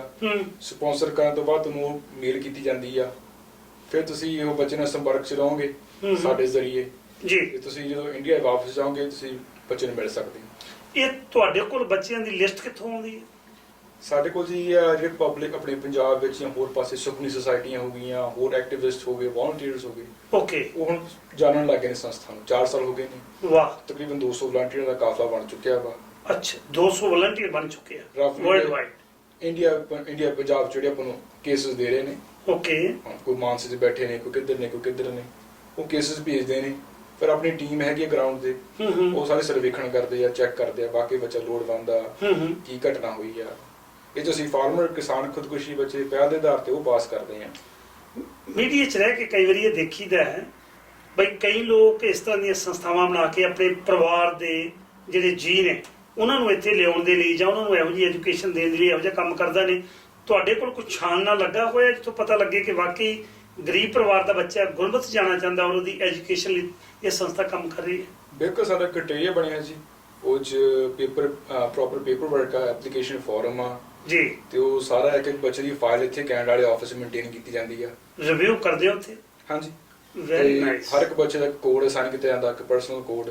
ਅੱਛਾ, ਤੇ ਉਹ ਕੋਡ ਦੇ ਮੁਤਾਬਕ ਸਾਡੇ ਕੋਲ ਸਿਸਟਮ ਰੱਖਿਆ ਹੋਇਆ ਵਾ, ਕਿਹੜਾ ਬੱਚੇ ਦਾ ਕਿਹੜਾ ਕੋਡ ਆ, ਉਹਦੀ ਗ੍ਰੇਡ ਐਪਲੀਕੇਸ਼ਨ ਲੈਣੀ ਆ, ਮੁੜ ਕੇ ਵਾਪਸ ਜਾ ਕੇ ਸਰਪ੍ਰਾਈਜ਼ ਵਿਜ਼ਿਟ ਕਰਦੇ ਆ ਉਹਨਾਂ ਪਰਿਵਾਰਾਂ 'ਚ ਇੰਡੀਆ ਜਾ ਕੇ। ਅੱਛਾ, ਤੇ ਜਦੋਂ ਮੈਂ ਜਾਂਦਾ ਹੁੰਦਾ ਇੰਡੀਆ, ਮੈਂ ਖੁਦ ਜਾ ਕੇ 15-20 ਕੇਸਿਸ ਨੂੰ ਜਾ ਕੇ ਸਰਵੇਖਣ ਕਰਦਾ ਹੁੰਦਾ। ਵਾਹ ਜੀ ਵਾਹ, ਬਹੁਤ ਵਧੀਆ ਗੱਲ ਹੈ। ਇਹਦੇ ਵਿੱਚ ਥੋੜਾ ਜਿਹਾ ਦੱਸੋ ਕਿ ਇੱਥੇ ਜਿਹੜਾ ਤੁਹਾਡਾ ਆਫਿਸ ਹੈ ਸਰੀ ਦੇ ਵਿੱਚ ਪਤਾ ਲੱਗਾ, ਉਹ ਆਫਿਸ ਕਿੱਥੇ ਹੈ ਤੇ ਕਿੰਨਾ ਸਟਾਫ ਹੈ ਜੀ ਉਹਦੇ ਵਿੱਚ? ਉਹ 'ਚ ਇਸ ਟਾਈਮ 3 ਫੁੱਲ ਟਾਈਮ EMPLOYEES ਕੰਮ ਕਰ ਰਹੇ ਨੇ। Full time EMPLOYE? ਹਾਂਜੀ। ਵਾਹ। ਤੇ ਵॉलੰਟੀਅਰਸ ਦਾ ਤਾਂ ਕੋਈ ਨੰਬਰ ਹੀ ਨਹੀਂ ਹੈਗਾ, ਬਹੁਤ ਸਿੰਘ ਆ ਜਾਂਦੇ ਆ, ਵੀਕਐਂਡ ਤੇ 7-8 ਜਣੇ ਹੋ ਜਾਂਦੇ ਆ। ਤੇ ਉਹ ਜੁੜ ਰਿਹਾ, ਬਹੁਤ ਸੰਗਤ ਜੁੜ ਰਹੀ ਹੈ ਨਾਲ, ਬਹੁਤ ਵੀਰ ਆ ਰਹੇ ਨੇ। ਸਮਰ ਵਿੱਚ ਅਸੀਂ 10-12 ਬੰਦੇ ਹੋ ਜਾਂਦੇ ਆ। ਅੱਛਾ। ਤੇ ਬਹੁਤ ਸੰਗਤ ਭਰਵਾਂ ਹੁੰਗਾਰਾ ਦੇ ਰਹੀ ਆ। ਤੇ ਆਪਣਾ ਆਫਿਸ 77 ਤੇ 128 ਤੇ ਆ। 77 ਤੇ 128 ਸਰੀ ਦੇ ਵਿੱਚ? ਸਰੀ ਦੇ ਵਿੱਚ, ਹਾਂਜੀ। ਸੰਪਰਕ ਨੰਬਰ ਕੀ ਹੈ ਜੇ ਤੁਹਾਡੇ ਨਾਲ ਸੰਪਰਕ ਕਰਨਾ ਹੋਵੇ ਜੀ? ਹਾਂਜੀ, 1-888 324 6 ਇਹ toll free number north America 'ਚ। 1-888 324 324 SICH। SIKH। ਹਾਂਜੀ। ਵੰਡਰਫੁਲ। ਮੈਨੂੰ ਇਹ ਦੱਸੋ ਥੋੜਾ ਜਿਹਾ, ਜਦੋਂ ਤੁਸੀਂ ਇੰਡੀਆ ਜਾਂਦੇ ਹੋ, ਜਦੋਂ ਨਾ ਬੱਚਿਆਂ ਨੂੰ ਮਿਲਦੇ ਹੋ, ਜਿਹੜੇ ਬੱਚੇ ਤੁਹਾਡੀ ਇਸ ਚਲਾਈ ਹੋਈ ਸੰਸਥਾ ਵੱਲੋਂ ਵਿਦਿਆ ਲੈ ਰਹੇ ਨੇ ਔਰ ਖਾਸ ਕਰਕੇ ਗੁਰਮਤ ਦੇ ਧਾਰਨੀ ਹੋ ਰਹੇ ਨੇ, ਕਿਵੇਂ ਦਾ ਮਹਿਸੂਸ ਹੁੰਦਾ ਉਹਨਾਂ ਬੱਚਿਆਂ ਦੇ ਵਿਚਰ ਕੇ? ਆਹ ਬਿਆਨ ਕਰਨਾ ਔਖਾ ਜੀ। ਜਦੋਂ ਰਿਜ਼ਲਟ ਦੇਖਦੇ ਆ ਕਿ ਇੱਕ ਬੱਚੇ ਨੂੰ ਪਹਿਲਾਂ 6 ਮਹੀਨੇ ਪਹਿਲਾਂ ਮਿਲੇ ਸੀਗੇ, ਅਸੀਂ ਕਹਿੰਦੇ ਕੁਛ ਨਹੀਂ ਕਿਸੇ ਨੂੰ, ਤੁਸੀਂ ਸਿੱਖ ਬਣੋ, ਉਸਤਾਦ ਸਜਾਓ। ਤੇ ਜਦੋਂ ਬੱਚੇ ਕੇਸਾਧਾਰੀ ਹੋ ਗਏ, ਅਮਰ ਛਕ ਕੇ ਸਾਡੇ ਕੋਲੇ ਬੈਠੇ ਹੁੰਦੇ ਆ, ਅਸੀਂ ਪੁੱਛਿਆ ਵੀ ਤੁਸੀਂ ਕਿਉਂ ਛਕ ਲਿਆ? ਕਹਿੰਦੇ ਵੀ ਜੀ ਸਾਨੂੰ ਇਹ ਲੱਗਿਆ ਵੀ ਤੁਸੀਂ ਸਿੰਘ ਸਾਡੇ ਘਰੇ ਸਾਡੀ ਮਦਦ ਕੀਤੀ ਆ, ਸਾਡੇ ਮਨ ਨੇ ਕਿਹਾ ਵੀ ਅਸੀਂ ਅਮਰ ਛਕੀਏ। ਤੇ ਆਪਾਂ ਇੱਕ ਨਿਰਪੱਖ ਰਹਿ ਕੇ ਚੱਲਦੇ ਆ, ਕਦੇ ਕਿਸੇ ਨੂੰ ਫੋਰਸ ਨਹੀਂ ਕਰਦੇ ਤੁਸੀਂ ਅਮਰ ਛਕੋ, ਤੁਸੀਂ ਕੇਸ ਰੱਖੋ। ਹਾਂ, ਹੋਕਾ ਜ਼ਰੂਰ ਦਿੰਦੇ ਆ, ਪਰ ਕਦੇ ਕਿਸੇ ਨੂੰ ਮਜਬੂਰ ਨਹੀਂ ਕਰਦੇ। ਮੁਸਲਮਾਨ ਬੱਚੇ ਆਪਾਂ ਪੜ੍ਹਾ ਰਹੇ ਆ, ਹਿੰਦੂ ਬੱਚੇ ਵੀ ਪੜ੍ਹਾ ਰਹੇ ਆ, ਹਰ ਧਰਮ ਦਾ ਬੱਚਾ ਪੜ੍ਹਾ ਰਹੇ ਆ ਜੀ। ਸੋ ਗੁਰਬਾਣੀ ਦਾ ਜਿਹੜਾ ਉਦੇਸ਼ ਹੈ ਕਿ ਖੱਤਰੀ, ਬ੍ਰਾਹਮਣ, ਸੂਦ, ਵੈਸ ਉਪਦੇਸ਼, 4 ਵਰਨਾ ਕੋ ਸਾਂਝਾ, ਸਾਰਿਆਂ ਲਈ ਸਾਂਝਾ ਉਪਦੇਸ਼। ਬਿਲਕੁਲ ਜੀ, ਬਿਲਕੁਲ। ਉਸ ਗੁਰੂ ਨਾਨਕ ਦੇਵ ਸਾਹਿਬ ਮਹਾਰਾਜ ਜੀ ਦਾ ਹੋਕਾ ਲੈ ਕੇ ਤੁਸੀਂ ਤੁਰੇ ਹੋ। ਮੇਰਾ ਖਿਆਲ ਹੈ ਵੀ ਸਫਲਤਾ ਗੁਰੂ ਸਾਹਿਬ ਦੀ ਬਖਸ਼ਿਸ਼ ਸਦਕਾ ਜਿਸ ਪ੍ਰੋਜੈਕਟ ਨੂੰ ਲੈ ਕੇ ਤੁਸੀਂ ਤੁਰੇ ਹੋ, ਕਿਉਂਕਿ ਆਸਰਾ ਗੁਰੂ ਗ੍ਰੰਥ ਸਾਹਿਬ ਮਹਾਰਾਜ ਜੀ। ਜਦੋਂ ਗੁਰੂ ਦਾ ਆਸਰਾ ਲੈ ਕੇ ਕੋਈ ਤੁਰਦਾ ਹੈ, ਅਰਦਾਸ ਕਰਕੇ ਤੁਰਦਾ ਹੈ, ਹੁਕਮਨਾਮਾ ਲੈ ਕੇ ਤੁਰਦਾ ਹੈ, ਤੇ ਫਿਰ ਮੇਰਾ ਖਿਆਲ ਹੈ ਗੁਰੂ ਆਪ ਹੀ ਅੰਗ ਸੰਗ ਹੁੰਦੇ ਆ। ਇਹਦੇ ਵਿੱਚ ਮੈਂ ਚਾਹਾਂਗਾ ਕਿ ਥੋੜਾ ਜਿਹਾ ਜਿਹੜੇ ਤੁਹਾਡੇ ਬੋਰਡ ਆਫ ਡਾਇਰੈਕਟਰਸ ਨੇ, ਤੁਸੀਂ ਉਹਨਾਂ ਦੀ ਜਾਣਕਾਰੀ ਦਿੱਤੀ ਹੈ, ਇੱਥੇ ਦੇ ਸਟਾਫ ਬਾਰੇ ਦੱਸਿਆ, ਪੰਜਾਬ ਦੇ ਵਿੱਚ ਜਾਂ ਰਾਜਸਥਾਨ ਦੇ ਵਿੱਚ ਜਾਂ ਫਿਰ ਗੁਜਰਾਤ ਦੇ ਵਿੱਚ ਜਿਹੜੇ ਤੁਹਾਡੇ ਇੰਸਟ੍ਰਕਟਰ ਨੇ, ਟੀਚਰ ਨੇ, ਜਿਹੜੇ ਉਹਨਾਂ ਨੂੰ ਗੁਰਮਤ ਵੀ ਸਿਖਾ ਰਹੇ ਨੇ ਪਲੱਸ ਪੰਜਾਬੀ ਵੀ ਸਿਖਾ ਰਹੇ ਨੇ, ਉਹ ਸਿਲੈਕਟ ਕਰਨ ਦੇ ਲਈ ਤੁਹਾਡੇ ਕੋਲ ਕੀ ਕ੍ਰਾਈਟੇਰੀਆ? ਜਿਹੜਾ ਸਾਡੇ ਕੋਲ ਆਫਿਸ ਸਟਾਫ ਆ ਉਹ ਕੰਪਿਊਟਰ ਕਰਦੀ ਹੈ ਕੁੜੀ, BSc ਕਰ ਰਹੀ ਆ ਉਹ ਉੱਥੇ ਕੰਪਿਊਟਰ ਸਾਇੰਸ ਜੀ। ਉੱਥੇ ਵੀ ਅਸੀਂ ਦੇਖਦੇ ਹਾਂ ਸਾਰਾ ਸਟਾਫ ਆ ਹਾਇਰ ਕਰੀਏ ਜਿਹੜਾ ਲੋੜਵੰਦੀ ਹੋਵੇ, so at the same time ਉਹਨੂੰ ਵੇਜਸ ਵੀ ਮਿਲਣ ਤੇ ਉਹ ਲੋੜਵੰਦ ਵੀ ਹੋਵੇ, ਉਹਨੂੰ ਪਤਾ ਵੀ ਹੋਵੇ ਵੀ ਕੀ ਕਰ ਰਿਹਾ ਵਾ ਉਹ। ਤੇ ਜਿਹੜੇ ਗੁਰਮਤ ਟੀਚਰ ਨੇ ਉਹ ਸਾਡੇ ਕੋਲ ਕੋਈ ਟਕਸਾਲ, ਕੋਈ ਚਾਹੇ ਕੋਈ ਗੁਰਦੁਆਰਾ ਜਿੱਥੋਂ ਸਿੱਖੇ ਹੋਏ ਨੇ ਰਹਿ ਕੇ ਹੋ, ਚਾਹੇ ਕੋਈ ਕਾਲਜ ਤੋਂ ਸਿੱਖੇ ਹੋਏ ਨੇ, ਕਈਆਂ ਨੇ SGPC ਕੋਰਸ ਕੀਤਾ ਹੈ 2 ਸਾਲ ਦਾ, ਇਹਨੇ ਪਟਿਆਲਾ ਯੂਨੀਵਰਸਿਟੀ ਵਿੱਚ ਰਹਿ ਕੇ 2 ਸਾਲ ਦਾ ਕੋਰਸ ਕੀਤਾ, ਜਿਹਦੇ ਕੋਲ ਕੋਈ ਡਿਗਰੀ ਹੈਗੀ ਆ ਉਹ ਅਸੀਂ ਦੇਖ ਕੇ ਟੀਚਰ ਰੱਖਦੇ ਹਾਂ। ਤੇ ਜਿਹੜੇ ਹੈਗੇ ਟੀਚਰ ਆਪਣੇ ਜਿਹੜੇ ਬੱਚਿਆਂ ਨੂੰ ਸਿਖਾਉਂਦੇ ਵਿਦਿਆ ਰਾਜਸਥਾਨ ਸਕੂਲ 'ਚ, ਉਹ ਵੀ ਕੁਆਲੀਫਾਈਡ ਨੇ, ਹਾਂਜੀ ਗ੍ਰੈਜੂਏਸ਼ਨ ਕੀਤੀ ਹੋਈ ਉਹਨਾਂ ਦੀ ਦੇ ਕੋਰਸਿਸ ਵਿੱਚ। ਤੇ ਤਕਰੀਬਨ I think 22 full time staff ਹੈ ਇਸ ਟਾਈਮ ਇੰਡੀਆ ਵਿੱਚ। ਹਾਂਜੀ 22 ਹਾਂਜੀ। ਵਾਓ। ਅਸੀਂ ਤਾਂ ਆਪ ਸੋਚ ਕੇ ਹੈਰਾਨ ਹੋ ਜਾਂਦੇ ਵੀ ਇੰਨਾ ਕਿਵੇਂ ਵੱਧ ਰਿਹਾ ਵਾ, ਪਰ ਪਰਮੇਸ਼ਰ ਦੀ ਕਿਰਪਾ ਉਹਦੇ 'ਚ ਗੁਰਮਤ ਟੀਚਰ ਨੇ, ਸਕੂਲ ਦੇ ਟੀਚਰ ਨੇ, ਸਾਡੇ 2 ਫੀਲਡ ਵਰਕਰ ਨੇ ਜਿਹੜੇ ਕਿ ਕੱਲਾ ਕੇਸ ਮੁਆਇਨਾ ਕਰਦੇ ਜਾ ਕੇ ਜੀ, ਉਹਨਾਂ ਨੂੰ ਤਨਖਾਹ ਦਿੰਦੇ ਹਾਂ ਜੀ। ਨੇੜ ਭਵਿੱਖ ਦੇ ਵਿੱਚ ਕਿਹੜੇ ਨਿਸ਼ਾਨੇ ਨੇ ਤੁਹਾਡੇ ਆਉਣ ਵਾਲੇ ਸਮੇਂ ਦੇ ਵਿੱਚ? ਆਉਣ ਵਾਲੇ 2 ਸਾਲਾਂ ਵਿੱਚ ਤਾਂ ਇਹੀ ਆ ਵੀ ਜਿਹੜੇ ਪ੍ਰੋਗਰਾਮ ਕਰ ਰਹੇ ਆ ਇਹਨਾਂ ਨੂੰ ਮੇਨਟੇਨ ਕਰ ਸਕੀਏ ਜੀ, ਤੇ ਜਿਹੜੇ ਬੱਚੇ ਪੜ੍ਹ ਰਹੇ ਨੇ ਉਹਨਾਂ ਵਾਸਤੇ ਹੋਰ ਗਾਹਾਂ ਬਿਹਤਰ ਕੋਈ ਪ੍ਰੋਗਰਾਮ ਕਰ ਸਕੀਏ। ਹੁਣ ਅਸੀਂ ਗੁਰਬਾਣੀ ਕੰਠ ਮੁਕਾਬਲਾ ਕਰਨ ਦਾ ਸੋਚ ਰਹੇ ਹਾਂ, ਜਿਹੜੀ ਗੁਰਮਤ ਅਕੈਡਮੀਆਂ ਨੇ ਅਜੇ ਤੱਕ ਕੋਈ ਵੱਡਾ ਮੁਕਾਬਲਾ ਨਹੀਂ ਕਰਾਇਆ, ਉਸ ਵਿੱਚ ਉਹਨਾਂ ਦਾ ਇੰਟਰ ਕੰਪੀਟੀਸ਼ਨ ਕਰਾਈ। ਸੋ ਸਾਰੀਆਂ ਅਕੈਡਮੀਆਂ ਨੂੰ ਇਕੱਠੇ ਕਰਕੇ ਇੱਕ ਅੰਤਰਰਾਸ਼ਟਰੀ ਪੱਧਰ ਦਾ ਮੁਕਾਬਲਾ ਕਰਾਇਆ। ਹਾਂਜੀ, ਗੁਰਮਤ ਗੁਰਬਾਣੀ ਕੰਠ ਮੁਕਾਬਲਾ ਹੋ ਗਿਆ, ਉਹ 'ਚ ਹੋਰ ਕੰਪੀਟੀਸ਼ਨ ਹੋ ਗਏ। ਇੱਕ ਬੱਚੇ ਨੂੰ ਹਿਸਟਰੀ ਨਹੀਂ ਪਤਾ ਹੈਗਾ, ਈਵਨ ਸਾਡੀਆਂ ਅਕੈਡਮੀ ਵਿੱਚ ਮੈਂ ਮੰਨਦਾ ਟੀਚਰਾਂ ਬੜਾ ਜ਼ੋਰ ਕਰ ਕੀਤੇ ਜਾਂ ਹੋਰ ਕੀਰਤਨ ਵਾਲੀ ਕੋਈ ਬੱਚੇ ਆਉਂਦੇ ਹੀ ਤਾਂ ਨੇ। ਹੁਣ ਸਿੱਖ ਇਤਿਹਾਸ ਸਿਖਾਉਣ ਵੱਲ ਲੱਗੇ ਹਾਂ, ਬੱਚੇ ਨੂੰ ਬੇਸਿਕ ਕੁਐਸਚਨਸ ਦਾ ਆਨਸਰ ਨਹੀਂ ਪਤਾ ਹੈਗਾ ਕਿ ਕਿਹੜੇ ਗੁਰੂ ਸਾਹਿਬਾਨ ਦੇ ਕਿੰਨੇ ਬੱਚੇ ਸੀ, ਕੀ ਇਤਿਹਾਸ ਆ, ਕਦੋਂ ਵਿਆਹ ਹੋਏ ਗੁਰੂ ਸਾਹਿਬ ਦੇ ਜੀ। ਹਾਲਾਂਕਿ ਪੰਜਾਬ ਵਿੱਚ ਬੱਚੇ ਨੂੰ ਪਤਾ ਹੋਣਾ ਚਾਹੀਦਾ, ਉੱਥੇ ਦੇ ਜੰਪਲ ਨਹੀਂ ਬੰਨੇ ਹੀ ਪਤਾ। ਹਾਂਜੀ ਜੀ, ਤੁਹਾਡਾ ਬਹੁਤ ਬਹੁਤ ਧੰਨਵਾਦ ਜੀ, ਤੁਸੀਂ ਸਮਾਂ ਕੱਢਿਆ, ਬੜਾ ਵਧੀਆ ਲੱਗਾ ਗੱਲ ਕਰਕੇ। ਅਰਦਾਸ ਉਸ ਪਰਵਰਦਗਾਰ ਅੱਗੇ ਕਿ ਸੱਚੇ ਪਾਤਸ਼ਾਹ ਜਿਸ ਪ੍ਰੋਜੈਕਟ ਨੂੰ ਤੁਸੀਂ ਲੈ ਕੇ ਤੁਰੇ ਹੋ ਉਸ ਪ੍ਰੋਜੈਕਟ ਦੇ ਵਿੱਚ ਤੁਸੀਂ ਕਾਮਯਾਬ ਹੋਵੋ, ਤੇ ਮੇਰੇ ਪੰਜਾਬ ਦੇ ਵਿੱਚ ਜਿਹੜੀ ਜਵਾਨੀ ਹੈ, ਜਿਹੜੀ ਹੌਲੇ ਹੌਲੇ ਦਿਨ ਬ ਦਿਨ ਨਸ਼ਿਆਂ ਦੇ ਵਿੱਚ ਔਰ ਗੁਰਬਤ ਦੇ ਕਾਰਨ ਬੜਾ ਵੱਡਾ ਕਾਰਨ ਹੈ, ਕਿਉਂਕਿ ਪੰਜਾਬ ਦਾ ਜਿਹੜਾ ਜ਼ਿਮੀਂਦਾਰ ਹੈ, ਪੰਜਾਬ ਦਾ ਜਿਹੜਾ ਕਿਸਾਨ ਹੈ, ਉਹ ਕਰਜ਼ਿਆਂ ਦੇ ਵਿੱਚ ਇੰਨਾ ਦਬ ਚੁੱਕਾ ਹੈ ਔਰ ਚਾਰੇ ਪਾਸੇ ਮਾਹੌਲ ਇਸ ਤਰ੍ਹਾਂ ਦਾ ਕ੍ਰੀਏਟ ਕੀਤਾ ਗਿਆ ਕਿ ਸਾਡੇ ਬੱਚੇ ਸ਼੍ਰੀ ਗੁਰੂ ਗ੍ਰੰਥ ਸਾਹਿਬ ਮਹਾਰਾਜ ਜੀ ਨਾਲ ਟੁੱਟ ਕੇ ਦੂਸਰੇ ਡੇਰਿਆਂ 'ਚ ਜਾਣ ਲੱਗ ਪਏ ਨੇ, ਜਿਹਦੇ ਕਰਕੇ ਜਿਹੜੇ ਹੋਰ ਕਲਪ ਪੰਜਾਬ ਦੇ ਵਿੱਚ ਪੈਦਾ ਹੋਏ ਨੇ, ਭਾਵੇਂ ਉਹ ਮੈਂ ਨਾਮ ਨਾ ਲਵਾਂ, ਪਰ ਆਪਾਂ ਸਾਰਿਆਂ ਨੂੰ ਪਤਾ ਹੈ ਕਿ ਨਿਰੰਕਾਰੀ ਨੇ, ਸੱਚੇ ਸੌਦੇ ਵਾਲੇ ਨੇ, ਹੋਰ ਕਈ ਤਰ੍ਹਾਂ ਦੇ ਨੇ, ਆਪਣਾ ਆਪਣਾ ਧਰਮ ਚਲਾਉਣ ਮੁਬਾਰਕ ਹੈ, ਪਰ ਸਿੱਖਾਂ ਦੇ ਬੱਚੇ ਜਿਹੜੇ ਉੱਧਰ ਜਾ ਰਹੇ ਨੇ, ਮੇਰਾ ਖਿਆਲ ਹੈ ਇਹ ਜਿਹੜੀ ਸਿੱਖੀ ਅਵੇਅਰਨੈਸ ਫਾਊਂਡੇਸ਼ਨ, ਨਾਮ ਤੁਸੀਂ ਬੜਾ ਵਧੀਆ ਰੱਖਿਆ ਕਿ ਸਿੱਖੀਜ਼ਮ ਦੇ ਵਿੱਚ ਅਵੇਅਰਨੈਸ ਕਰਨ ਵਾਲੀ ਫਾਊਂਡੇਸ਼ਨ ਹੈ, ਉਹਦੇ ਵਿੱਚ ਤੁਸੀਂ ਬੜਾ ਵਧੀਆ ਕੰਮ ਕਰ ਰਹੇ ਹੋ। ਸਾਡੀ ਅਰਦਾਸ ਹੈ ਕਿ ਪਰਵਰਦਗਾਰ ਤੁਹਾਨੂੰ ਇਹਦੇ 'ਚ ਹੋਰ ਚੜ੍ਹਦੀਆਂ ਕਲਾ ਬਖਸ਼ੇ। ਸਰਦਾਰ ਜ਼ਮਨਦੀਪ ਸਿੰਘ ਜੀ ਸਮਾਂ ਕੱਢਿਆ ਤੇ ਆਉਣ ਵਾਲੇ ਸਮੇਂ ਤੁਹਾਡਾ ਹੋਰ ਗੱਲਬਾਤ ਕਰਾਂਗੇ। ਧੰਨਵਾਦ। ਵਾਹਿਗੁਰੂ ਜੀ ਕਾ ਖਾਲਸਾ, ਵਾਹਿਗੁਰੂ ਜੀ ਕੀ ਫਤਿਹ।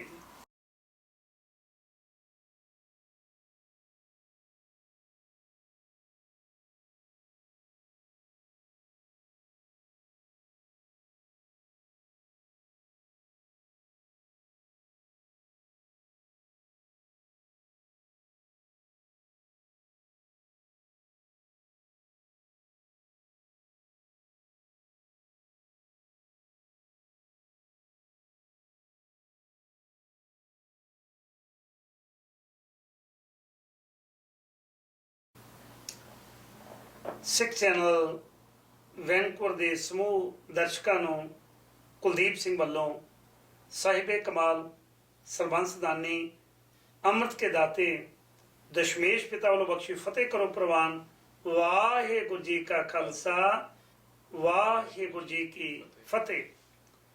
ਅੱਜ ਦੇ ਪ੍ਰੋਗਰਾਮ ਸਨਮੁਖ ਦੇ ਵਿੱਚ ਮੇਰੇ ਨਾਲ ਸਾਡੇ ਲੋਅਰ ਮੇਨਲੈਂਡ ਸਰੀ ਤੋਂ ਇੱਕ ਵਿਸ਼ੇਸ਼ ਸ਼ਖਸੀਅਤ ਨਾਲ ਮੈਂ ਗੱਲਬਾਤ ਕਰਨ ਜਾ ਰਹੇ ਹਾਂ।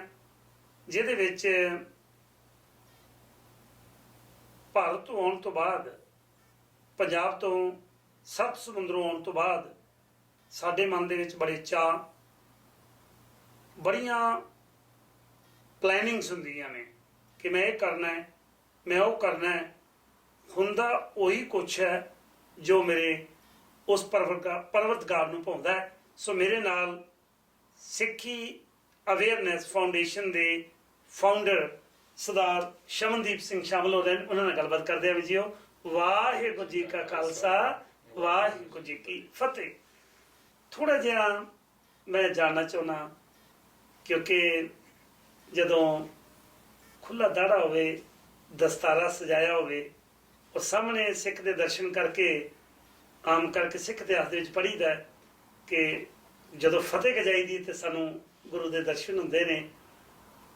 ਥੋੜਾ ਜਿਹਾ ਆਪਣੇ ਪਿਛੋਕੜ ਬਾਰੇ ਦੱਸੋ।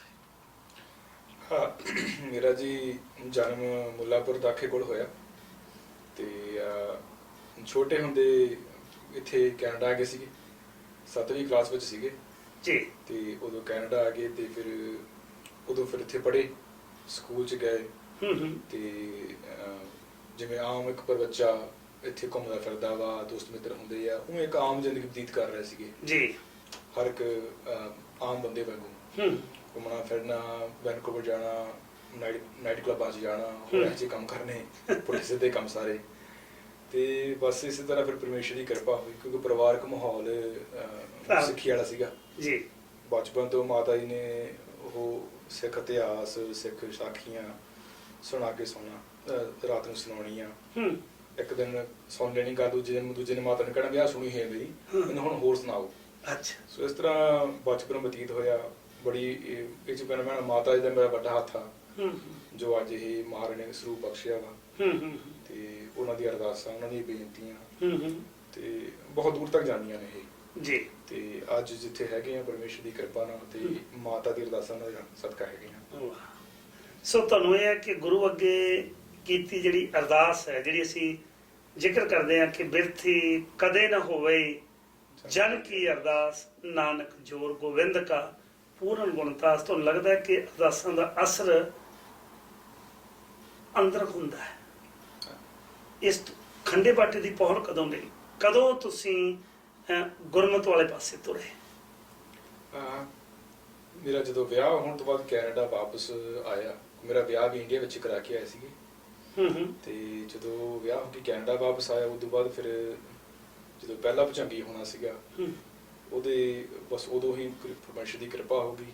ਇੱਕ ਦਿਨ ਮੈਂ ਕਿਹਾ ਮਾਤਾ ਜੀ ਅਰਦਾਸ ਕਰ ਦਿਓ ਹੁਣ ਗੁਰੂ ਸਾਹਿਬ ਕੋਲ ਵੀ, ਮੈਂ ਹੁਣ ਵੀ ਅਰਦਾਸ ਕਰ ਦਿਓ ਬਸ ਮੇਰੀ, ਵੀ ਅੱਜ ਤੋਂ ਬਾਅਦ ਫਿਰ ਮੈਂ ਹੁਣ ਕੋਈ ਪੁੱਠਾ ਕੰਮ ਨਹੀਂ ਕਰਨਾ ਹੈਗਾ। ਤੇ ਆਪਣੇ ਘਰੇ ਹੀ ਮਹਾਰਾਜ ਜੀ ਪ੍ਰਕਾਸ਼ ਨੇ ਤੇ ਮਾਤਾ ਜੀ ਨੇ ਫਿਰ ਅਰਦਾਸ ਕੀਤੀ ਕਿ ਦੇਖ ਲਾ ਵੀ ਮੁੜ ਕੇ ਅਰਦਾਸ ਕਰਨ ਲੱਗੇ ਆ ਵੀ ਤੂੰ ਅਰਦਾਸ ਕਰਕੇ ਪਿੱਛੇ ਨਹੀਂ ਹਟਣਾ ਕਰ ਜੀ। ਮੈਂ ਕਿਹਾ ਨਹੀਂ ਵੀ ਕੋਈ ਨਾ, ਤੁਸੀਂ ਅਰਦਾਸ ਕਰ ਦਿਓ। ਅੱਛਾ। ਪਤਾ ਨਹੀਂ ਕੀ ਹੋਇਆ ਮਨ 'ਚ, ਸੁਬਾਹ ਉੱਠ ਕੇ ਬਸ ਇਹੀ ਮਾਤਾ ਜੀ ਨੇ ਕਹਿਤਾ। ਤੇ ਉਸ ਤੋਂ ਬਾਅਦ ਫਿਰ ਪਰਮੇਸ਼ਰ ਦੀ ਕਿਰਪਾ ਹੋ ਗਈ, ਕੇਸ ਰੱਖ ਲਏ ਤੇ ਥੋੜੇ ਦਿਨਾਂ ਬਾਅਦ ਹੀ ਫਿਰ ਇੱਥੇ ਗੁਰਦੁਆਰਾ ਦਸ਼ਮੇਸ਼ ਦਰਬਾਰ ਸਾਹਿਬ ਅੰਮ੍ਰਿਤ ਸੰਚਾਰ ਹੋਇਆ ਸੀ। ਉੱਥੇ ਫਿਰ ਮਹਾਰਾਜ ਨੇ ਕਿਰਪਾ ਕੀਤੀ, ਅੰਮ੍ਰਿਤ ਛਕ ਲਿਆ। ਤਕਰੀਬਨ ਆਈ ਥਿੰਕ ਹੁਣ 8-10 ਸਾਲ ਹੋ ਚੁੱਕੇ ਆ। ਪਹਿਲਾਂ ਤੁਹਾਡੇ ਕੇਸ ਨਹੀਂ ਸਨ ਰੱਖੇ ਹੋਏ, ਤੇ ਕੇਸ ਰੱਖਣ ਤੋਂ ਪਹਿਲਾਂ, ਕਿਉਂਕਿ ਜਦੋਂ ਕੋਈ ਪੰਜਾਬੀ ਖਾਸ ਕਰਕੇ ਪੰਜਾਬ ਤੋਂ ਆਇਆ, ਸਿੱਖਾਂ ਦਾ ਬੱਚਾ ਹੋਵੇ, ਉਹਨੂੰ ਚਾਹ ਹੁੰਦਾ ਯਾਰ ਮੈਂ ਸਾਰਾ ਕੁਝ ਕਰਕੇ ਵੇਖਾਂ, ਆਹ ਗੋਰੇ ਕਿਵੇਂ ਕਰਦੇ ਨੇ। ਕਈਆਂ ਨੇ, ਬਹੁਤਿਆਂ ਨੇ ਇੱਥੇ ਟੈਟੂ ਬਣਾਏ ਹੁੰਦੇ ਆ, ਜਾਂ ਬਹੁਤੀਆਂ ਟੋਪੀਆਂ ਲੈ ਕੇ ਅਲੱਗ-ਅਲੱਗ ਕਲੱਬਾਂ ਦੇ ਵਿੱਚ ਜਾ ਕੇ ਦੁਨੀਆ ਦਾ ਰੰਗ ਵੇਖਣਾ ਹੁੰਦਾ। ਇਹ ਸਾਰੇ ਵੇਖ ਲੈਣੇ ਤੁਸੀਂ ਉਸ ਲਾਈਫ ਦੇ ਵਿੱਚ, ਇਸ ਲਾਈਫ ਦੇ ਵਿੱਚ, ਕਿਉਂਕਿ ਗੁਰੂ ਸਾਹਿਬ ਦਾ ਫਰਮਾਨ ਹੈ ਨਾ, ਜਲ ਤੇ ਥਲ ਕਰ, ਥਲ ਤੇ ਕੂਆ ਕੂਪ ਤੇ ਮਿਹਰ ਕਰਾਵਾ। ਕਿਸ ਤਰ੍ਹਾਂ ਦੀ ਲਾਈਫ ਲੱਗ ਰਹੀ ਹੈ ਉਦੋਂ ਦੀ ਲਾਈਫ ਤੇ ਅੱਜ ਦੀ ਲਾਈਫ?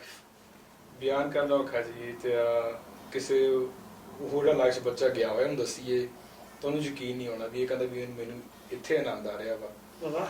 ਜਦੋਂ ਸ਼ਾਮ ਨੂੰ ਥੱਕੇ ਟੁੱਟੇ ਹੋ ਕੇ ਕੰਮ ਕਰਕੇ ਆਪਾਂ ਆਨੰਦ ਨਾਲ ਸੌ ਜਾਣਾ ਵਾ, ਹਾਂਜੀ, ਉਹ ਜੀ ਨੀਂਦ ਕਿਤੇ ਆਉਂਦੀ ਨਹੀਂ ਹੈਗੀ। ਕਿੱਥੇ ਰਾਤਾਂ ਨੂੰ ਭੜਕਦੇ ਫਿਰਦੇ ਸੀਗੇ ਤੇ ਗੁਰੂ ਤੋਂ ਦੂਰ ਹੋਏ ਸੀ ਤੇ ਭੜਕਣਾ ਹੀ ਆ ਜੀ।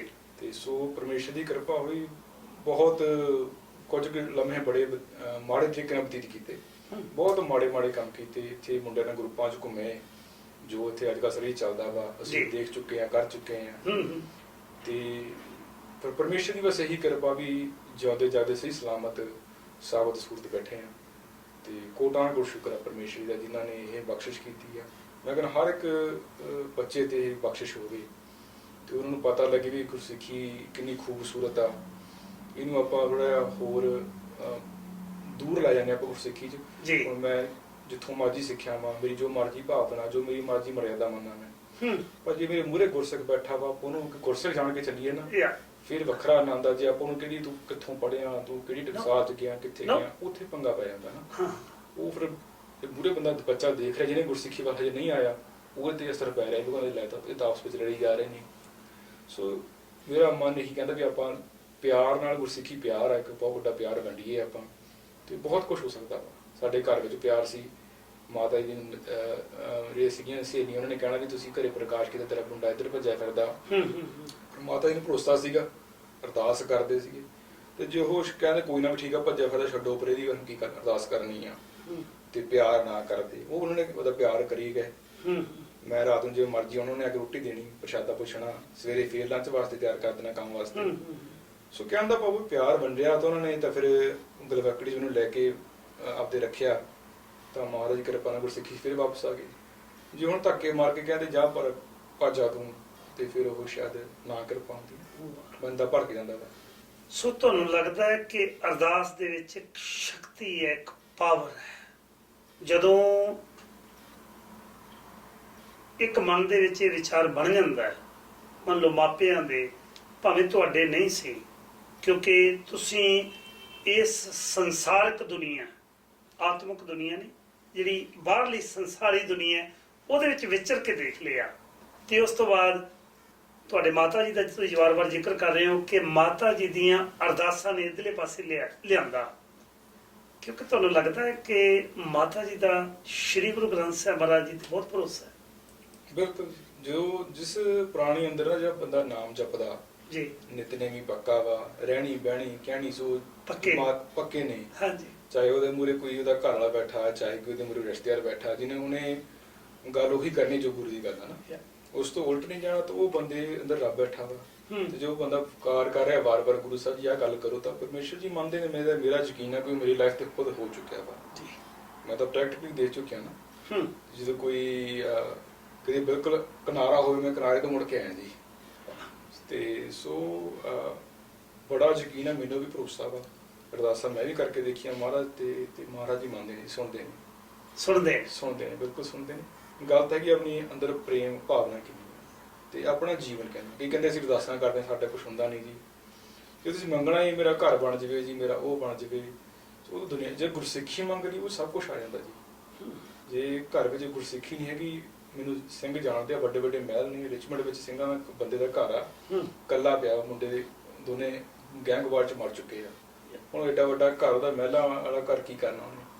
ਸੋ ਜਦੋਂ ਘਰ ਵਿੱਚ ਗੁਰਸਿੱਖੀ ਆ ਤੇ ਬੰਦੇ ਨੂੰ ਜੋ ਹੈਗਾ ਮਿਲਦਾ, ਰੁੱਖੀ ਸੁੱਖੀ ਉਹ ਚ ਆਨੰਦ ਆ, ਉਦੋਂ ਪਰੇ ਕੁਛ ਨਹੀਂ ਹੈਗਾ ਜੀ। ਸੋ ਤੁਹਾਨੂੰ ਲੱਗਦਾ ਹੈ ਕਿ ਜਦੋਂ ਮਨ ਦੇ ਵਿੱਚ ਗੁਰਬਾਣੀ ਪੜ੍ਹਨ ਦੇ ਨਾਲ, ਕਿਉਂਕਿ ਗੁਰੂ ਸਾਹਿਬ ਨੇ ਵੀ ਕਿਹਾ ਕਿ ਰੰਗ ਲਾਗਤ ਲਾਗਤ ਲਾਗਤ ਹੈ, ਭਰਮ ਭਾਗਤ ਭਾਗਤ ਭਾਗਤ ਹੈ।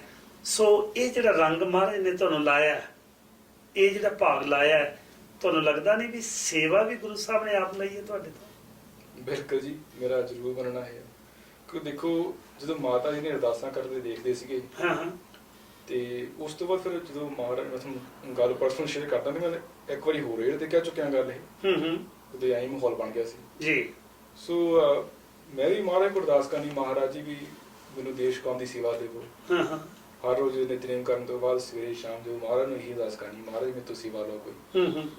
ਤੇ ਪਰ ਮੇਰੇ ਮਨ ਤਾਂ ਸੇਵਾ ਸੀ ਕਿ ਮੈਂ ਬੱਚੇ ਨੂੰ ਪੜ੍ਹਾਵਾਂ, ਗੁਰਸਿੱਖੀ ਵੱਲ ਲੈ ਕੇ ਜਾਵਾਂ। ਜਦੋਂ ਮਹਾਰਾਜ ਨੇ ਮੈਨੂੰ ਆਹ ਨਾਲ ਮਾਨਵਤਾ ਭਰਾ ਦੀ ਸੇਵਾ ਦਿੱਤੀ, ਮੈਂ ਤਾਂ ਇਹ ਮੰਨਦਾ ਵੀ ਚਲੋ ਪਰਮੇਸ਼ਰ ਦੀ ਬਖਸ਼ੀ ਹੋਈ ਆ, ਤੇ ਇਸ ਤੋਂ ਪਰੇ ਕੁਛ ਨਹੀਂ। ਜੋ ਮਹਾਰਾਜ ਦਾ ਹੁਕਮ ਆਉਂਦਾ ਤਾਂ ਉਹਨੂੰ ਸਿਰ ਮੱਥੇ ਮੰਨ ਕੇ ਤੁਰਿਆ ਹੈ ਜੀ।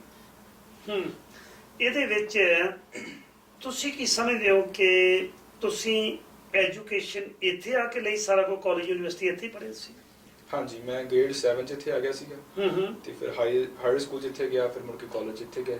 ਜੀ। ਉਸ ਤੋਂ ਬਾਅਦ ਫਿਰ ਮੈਂ ਕੰਸਟਰਕਸ਼ਨ ਦੀ ਕੰਪਨੀ ਸ਼ੁਰੂ ਕੀਤੀ ਆਪਦੀ, ਅੱਛਾ ਜੀ। ਤੇ ਉਹ ਬੜੀ ਵਧੀਆ ਚੱਲੀ ਗਈ। ਹੂੰ। ਮੈਨੂੰ ਮੇਰੇ ਗੋਰੇ ਬੌਸ ਹੁੰਦੇ ਸੀਗੇ, ਉਹ ਕਹਿੰਦੇ ਸੀ ਵੀ ਤੇਰੀ ਉਮਰ 20 ਸਾਲ ਦੀ ਵੀ ਆ, ਅੱਛਾ। ਤੇ ਇਹਨਾਂ 4 EMPLOYE ਕੰਮ ਕਰਦੇ ਵੀ, ਅਸੀਂ ਤਾਂ 20 ਸਾਲ ਦੇ ਸਾਨੂੰ ਪਤਾ ਨਹੀਂ ਸੀ ਵੀ ਕੀ ਕਰੀਦਾ ਕੀ ਨਹੀਂ ਕਰੀਦਾ। ਵਾਹ। ਸੋ 20 ਸਾਲ ਦੀ ਉਮਰ ਸੀਗੀ ਜਦੋਂ ਇੱਕ ਕੰਪਨੀ ਮੈਨੇਜ ਕਰਨ ਲੱਗ ਤੁਸੀਂ ਆਪਣੀ ਕੰਪਨੀ ਆ ਮੈਨੇਜ ਕਰਨ ਲੱਗ ਪਏ ਹਾਂਜੀ। ਪੂਰਨ ਸਿੱਖੀ ਸਰੂਪ ਦੇ ਵਿੱਚ? ਨਹੀਂ, ਉਦੋਂ ਨਹੀਂ ਸੀਗਾ ਜੀ। ਹਾਂਜੀ। ਉਸ ਤੋਂ ਕੁਝ ਕੁ ਸਾਲ ਬਾਅਦ ਸਿੱਖੀ ਚ ਆਏ ਆ, ਤੇ ਪਰ ਉਹਦੀ ਉਹ ਵੀ ਕੰਪਨੀ ਮੈਨੇਜ ਮਹਾਰਾਜ ਨੇ ਕਰਾਈ, ਚਲੋ ਠੀਕ ਚੱਲੀ ਗਿਆ, ਵਧੀਆ ਚੱਲਦਾ ਸੀਗਾ। ਤੇ ਹੁਣ ਪਰਮੇਸ਼ਰ ਜੀ ਨੇ ਸੇਵਾ ਚ ਲਾਇਆ ਹੋਇਆ, ਇਹ ਵੀ ਮੈਂ ਮਹਾਰਾਜ ਦਾ ਹੁਕਮ ਮੰਨਦਾ ਜੀ। ਤੇ ਸਾਡਾ ਯੂਥ, ਯੰਗ ਜਨਰੇਸ਼ਨ ਖਾਸ ਕਰਕੇ, ਕਿਉਂਕਿ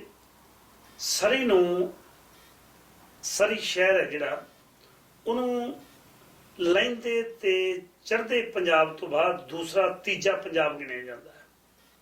ਔਰ ਇਸ ਖਾਸ ਕਰਕੇ ਇਸ ਪਿੰਡ ਦੇ ਵਿੱਚ, ਇਸ ਸ਼ਹਿਰ ਦੇ ਵਿੱਚ ਬੜੀ ਵੱਡੀ ਤਾਦਾਦ ਦੇ ਵਿੱਚ ਸਾਡੇ ਨੌਜਵਾਨ ਇਸ ਦੌੜ ਦੇ ਵਿੱਚ ਕਿ ਮੈਂ ਅੱਜ ਪੈਸੇ ਜਲਦੀ ਇਕੱਠੇ ਕਰ ਲਵਾਂ, ਨਸ਼ਿਆਂ ਦੇ ਵਿੱਚ ਗਲਤਾਨ ਹੋ ਕੇ ਗੈਂਗਾਂ 'ਚ ਪੈ ਗਏ ਔਰ ਆਪਣੀਆਂ ਜ਼ਿੰਦਗੀਆਂ ਵਿਗਾੜ ਲਈਆਂ। ਤੁਸੀਂ ਉਹਨਾਂ ਨੌਜਵਾਨਾਂ ਨੂੰ ਮੌਤ ਦੀ ਅੱਗ ਦੇ ਵਿੱਚ ਸੜਦਿਆਂ ਵੇਖਿਆ। ਤੁਹਾਨੂੰ ਕਿਵੇਂ ਲੱਗਦਾ ਹੈ ਕਿ ਇਸ ਮੌਤ ਦੀ ਭੱਠੀ ਦੇ ਵਿੱਚੋਂ ਲੱਗਣ ਲਈ ਗੁਰਮਤ ਕਿਵੇਂ ਕੰਮ ਕਰ ਰਹੀ ਹੈ? ਮੈਂ ਸਮਝਦਾ ਇੱਕ ਤਾਂ ਮੇਨ ਕਾਰਨ ਇਹ ਆ, ਜੋ ਜਿਸ ਘਰ ਵਿੱਚ ਸਿੱਖੀ ਨਹੀਂ ਹੈਗੀ ਨਾ, ਮੈਂ ਵਾਰ-ਵਾਰ ਸਿੱਖੀ ਤੇ ਗੱਲ ਕਰ ਰਿਹਾ ਹਾਂ ਜੀ, ਕਿਉਂਕਿ ਬਹੁਤ ਇੰਪੋਰਟੈਂਟ ਐਸਪੈਕਟ ਹੈ ਲਾਈਫ ਦਾ। ਆਪਣੀ ਰਹਿਣੀ ਬਹਿਣੀ ਸਹਿਣੀ ਕਹਿਣੀ, ਕੀ ਕਰਨਾ ਕੀ ਬੋਲਣਾ, ਉਹ ਸਾਰਾ ਗੁਰਬਾਣੀ ਚ ਆਪਾਂ ਨੂੰ ਕਰੀਏ। ਗੁਰੂ ਸਾਹਿਬ ਜੀ ਕਹਿ ਰਹੇ ਨੇ ਤਾਂ ਜ਼ਿੰਦਗੀ ਬਦਲ ਸਕਦੀ ਹੈ ਬੰਦੇ ਦੀ ਜੀ। ਤੇ ਇਹ ਚ ਮੈਂ ਵੱਡਾ ਦੋਸ਼ ਕਹਿੰਦਾ ਮਾਪਿਆਂ ਦਾ, ਜਿਹੜੇ ਆਪਣੇ ਇੱਥੇ ਦੇ ਦੌੜ ਆ ਨਾ, ਇੱਥੇ ਦੀ ਖਾਸ ਕਰ ਵੈਨਕੂਵਰ ਦੇਖ ਲਈਏ, ਪ੍ਰੋਪਰਟੀ ਵੈਲਿਊਜ਼ ਦੀ, ਘਰ ਵੇਚ ਲਿਆ ਦੂਜਾ ਲੈ ਲਈਏ, ਬੱਚੇ ਮੂਹਰੇ ਗੱਲ ਕਰਨੀ, ਮੈਨੂੰ ਮੌਰਗੇਜ ਮਿਲ ਗਿਆ, ਸੈਕੰਡ ਮੌਰਗੇਜ ਲੈ ਲਈਏ, ਇਨਵੈਸਟਮੈਂਟ ਕਰ ਲਈਏ, ਉਹ ਕਰ ਲਈਏ, ਜੋ ਕਰ ਲਈਏ, ਇੱਕ ਘਰ ਵੇਚਤਾ ਦੂਜਾ ਘਰ ਲੈ ਲਿਆ। ਉਹ ਜਿਹੜੀ ਭੜਕਣ ਲੱਗੀ ਹੋਈ ਆ ਅੰਦਰ, ਤਮਾ ਲੱਗੀ ਹੋਈ ਵੀ ਮੇਰਾ ਘਰ ਵੱਡਾ ਹੋ ਜਾਵੇ, ਮੈਂ 2 ਘਰ ਲੈ ਲਵਾਂ, 2 ਘਰ ਲੈ ਲਏ, ਹੁਣ ਕਹਿੰਦਾ ਮੇਰਾ ਗੈਸ ਸਟੇਸ਼ਨ ਹੋ ਜਾਵੇ, ਮੇਰਾ ਬਿਜ਼ਨਸ ਵੱਡਾ ਹੋ ਜਾਵੇ, ਮੈਂ ਵੇਅਰ ਹਾਊਸ ਲੈ ਲਵਾਂ, ਮੈਂ ਕੌਂਡੋ ਲੈ ਲਵਾਂ, ਤਮਾ ਮੁੱਕਦੀ ਨਹੀਂ ਹੈਗੀ। ਤੇ ਉਹ ਬੱਚੇ ਜਦੋਂ ਉਹ ਬਿਹੇਵੀਅਰ ਵਿੱਚ ਦੇਖਦੇ ਕਿ ਗਰੋ ਅਪ ਹੁੰਦੇ ਨੇ, ਇੱਕ ਤਾਂ ਉਹਨਾਂ ਅੰਦਰ ਮਿੱਟੀ ਦਾ ਨਹੀਂ, ਉਹ ਪੰਜਾਬ ਦੀ ਮਿੱਟੀ 'ਚ ਨਹੀਂ ਪੈਦਾ ਹੋਏ, ਬਿਲਕੁਲ, ਜਿੱਥੇ ਉਹ ਗੁਰਸਿੱਖ ਪੈਦਾ ਹੋਏ ਨੇ, ਸ਼ਹੀਦ ਸਿੰਘ ਪੈਦਾ ਹੋਏ ਨੇ ਮਿੱਟੀ ਤੇ, ਗੁਰੂ ਸਾਹਿਬ ਜੀ ਉੱਥੇ ਮਿੱਟੀ ਤੇ ਆਏ ਨੇ, ਬਿਲਕੁਲ। ਮਹਾਰਾਜ ਜੀ ਕੈਨੇਡਾ ਨਹੀਂ ਆ ਗਏ, ਇੱਥੇ ਵੀ ਮਹਾਰਾਜ ਜੀ ਆ ਸਕਦੇ ਸੀ। ਇੰਡੀਆ ਵਿੱਚ ਹੀ ਕਾਹ ਤੋਂ ਉੱਥੇ ਉਹ ਧਰਤੀ ਦੇ ਹਿੰਦੂਆਂ ਦੇ ਦੇਵਤੇ ਕਿੰਨੇ ਆਏ ਨੇ, ਬੁੱਧਾ ਉੱਥੇ ਹੋਇਆ ਵਾ, ਕਿੰਨੇ ਪੀਰ ਪੈਗੰਬਰ ਹੋਏ, ਬਿਲਕੁਲ। ਉਹ ਪੀਰਾਂ ਪੈਗੰਬਰਾਂ ਦੀ ਧਰਤੀ ਹੈ। ਜਿਹੜੇ ਬੱਚੇ ਇੱਥੇ ਪੈਦਾ ਹੁੰਦੇ ਨੇ, ਕੋਰੀ ਕਰਾਈ ਧਰਤੀ ਤੇ ਪੈਦਾ ਹੁੰਦੇ ਨੇ, ਇੱਕ ਤਾਂ ਅੰਦਰ ਉਹ ਭਾਵਨਾ ਨਹੀਂ ਹੈਗੀ। ਜੇ ਬੱਚਿਆਂ ਨੂੰ ਮਾਤਾ ਪਿਤਾ ਗੁਰਸਿੱਖੀ ਵੱਲ ਵੀ ਲੈ ਕੇ ਆਉਂਦੇ ਨੇ, ਬੱਚੇ ਟ੍ਰਾਂਸਲੇਸ਼ਨ ਪੜ੍ਹਦੇ ਇੰਗਲਿਸ਼ ਦੀ, ਗੁਰਬਾਣੀ ਦੀ ਜੀ, ਤੇ ਟ੍ਰਾਂਸਲੇਸ਼ਨ ਮਹਾਰਾਜ ਦੀ ਬਾਣੀ ਦੀ ਇੱਕ ਆਮ ਸਿੱਖ ਨਹੀਂ ਕਰ ਸਕਦਾ ਹੈਗਾ, ਤੇ ਉਹ ਜਿਹੜੀ ਇੰਗਲਿਸ਼ ਦੀ ਟ੍ਰਾਂਸਲੇਸ਼ਨ ਉਹਦਾ ਇੱਕੋ ਹੀ ਮੀਨਿੰਗ ਹੋਣਾ ਉਹਦਾ, ਪੰਜਾਬੀ ਦਾ ਇੱਕ ਸ਼ਬਦ ਦੇ ਕਿੰਨੇ ਮੀਨਿੰਗ ਨੇ। ਬਿਲਕੁਲ, ਮੈਂ ਇੱਕ ਪੰਕਤੀ ਪੜ੍ਹ ਰਿਹਾ, ਮੇਰੇ ਅੰਦਰ ਉਹਦੇ ਕੋਈ ਹੋਰ ਮਤਲਬ ਆਉਣੇ, ਮੇਰੇ ਮਾਤਾ ਜੀ ਪੜ੍ਹ ਰਹੇ ਉਹਨਾਂ ਅੰਦਰ ਹੋਰ ਆਉਣੇ ਆ, ਆਪ ਜੀ ਪੜ੍ਹ ਰਹੇ ਤੁਹਾਡੇ ਅੰਦਰ ਹੋਰ ਮਤਲਬ ਆਉਣੇ। ਬਿਲਕੁਲ। ਸੋ ਜਿਸ ਤਰ੍ਹਾਂ ਬੰਦੇ ਦਾ ਅੰਦਰ ਅਧਿਆਤਮਿਕ ਜੀਵਨ ਆ, ਉਸ ਤਰ੍ਹਾਂ ਦੀ ਵਿਆਖਿਆ ਹੋਣੀ ਆ। ਇੰਗਲਿਸ਼ ਵਿੱਚ ਇੱਕੋ ਤਰ੍ਹਾਂ ਦੀ ਵਿਆਖਿਆ ਵਾ, ਸੋ ਬੱਚਾ ਬੜਾ ਕਨੈਕਸ਼ਨ ਨਹੀਂ ਪਾ ਕਰ ਸਕਦਾ ਹੈਗਾ। ਤੇ ਜਿਹੜੇ ਮਾਤਾ ਪਿਤਾ ਉਹ ਵਾਰ-ਵਾਰ ਉਹ ਮਨੀ ਪਿੱਛੇ ਲੱਗੇ ਪਏ ਨੇ ਆਪਣੇ, ਤੇ ਉਹ ਬੱਚਿਆਂ ਨੂੰ ਆਈ ਥਿੰਕ ਸਮਹਾਉ ਉਹ ਹਰਟ ਕਰ ਰਿਹਾ ਵਾ, ਟਾਈਮ ਨਹੀਂ ਦੇ ਰਹੇ। ਪੇਰੈਂਟਸ, ਤੁਹਾਨੂੰ ਲੱਗਦਾ ਹੈ ਕਿ ਬੱਚਿਆਂ ਨੂੰ ਜ਼ਿਆਦਾ ਟਾਈਮ ਉਹਨਾਂ ਨੂੰ ਦੇ ਨਹੀਂ ਰਹੇ, ਜਿਹਦੇ ਕਰਕੇ ਬੱਚਾ ਉਹ ਮਾਪਿਆਂ ਵਾਲੀ ਤੇਜ਼ ਰਫ਼ਤਾਰ ਦੌੜ ਦੇ ਵਿੱਚ ਉਹ ਵੀ ਚਾਹੁੰਦਾ ਹੈ ਕਿ ਮਾਪਿਆਂ ਦੀ ਇਸ ਦੌੜ ਨਾਲੋਂ ਮੈਂ ਅੱਗੇ ਲੰਘ ਜਾਵਾਂ? ਬਿਲਕੁਲ, ਹਾਂਜੀ। ਕਿਉਂਕਿ ਮੈਂ ਦੇਖੋ, ਮੇਰਾ ਕੋਈ ਪਰਸਨਲ ਐਕਸਪੀਰੀਅੰਸ ਆ, ਮੈਂ ਇੱਥੇ ਗਰੋ ਅਪ ਹੋਇਆ, ਮੈਂ ਉਹ ਸਿਸਟਮ ਦੇਖਿਆ ਕਿਵੇਂ ਬੱਚੇ ਕੀ ਕਰਦੇ ਨੇ। ਘਰਾਂ ਵਿੱਚ ਵੀ ਪੈਸਾ ਹੁੰਦਾ, ਪਰ ਉਹ ਪੈਸਾ ਨਹੀਂ ਉਹਨਾਂ ਨੂੰ, ਅੱਧਾ ਪੈਸਾ ਕਮਾਉਣਾ, ਆਪਣੀ ਐਸ਼ ਕਰਨੀ, ਆਪਦਾ ਘੁੰਮਣਾ ਫਿਰਨਾ ਵਾ। ਇੱਕ ਦਿਨ ਪੰਜਾਬੀ ਗਾਇਕੀ ਬਹੁਤ ਵੱਡਾ ਹਿੱਸਾ ਪਾਉਂਦੀ ਆ, ਗਾਣੇ ਇਹੋ ਜਿਹੇ ਆਉਂਦੇ, ਮੈਂ ਖੁਦ ਸੁਣਦਾ ਰਿਹਾ ਗਾਣੇ ਇਹੋ ਜਿਹੇ। ਸੋ ਮੇਰਾ ਪਹਿਲਾਂ ਤੋਂ ਦੱਸਿਆ, ਮਹਾਰਾਜ ਕੋਲ ਬੇਨਤੀ ਕਰਦੀ ਸੀ, ਮਹਾਰਾਜ ਸਾਨੂੰ ਸੇਵਾ ਬਖਸ਼ੋ, ਵੀ ਬੱਚਿਆਂ ਨੂੰ ਮੈਂ ਕੁਛ ਦੱਸ ਸਕਾਂ, ਜੋ ਮੇਰੇ ਜੀਵਨ ਤੇ ਹੋਇਆ, ਜੋ ਮੇਰੀ ਚੇਂਜਸ ਆਈਆਂ, ਮੈਂ ਕੁਛ ਕਰ ਸਕਾਂ।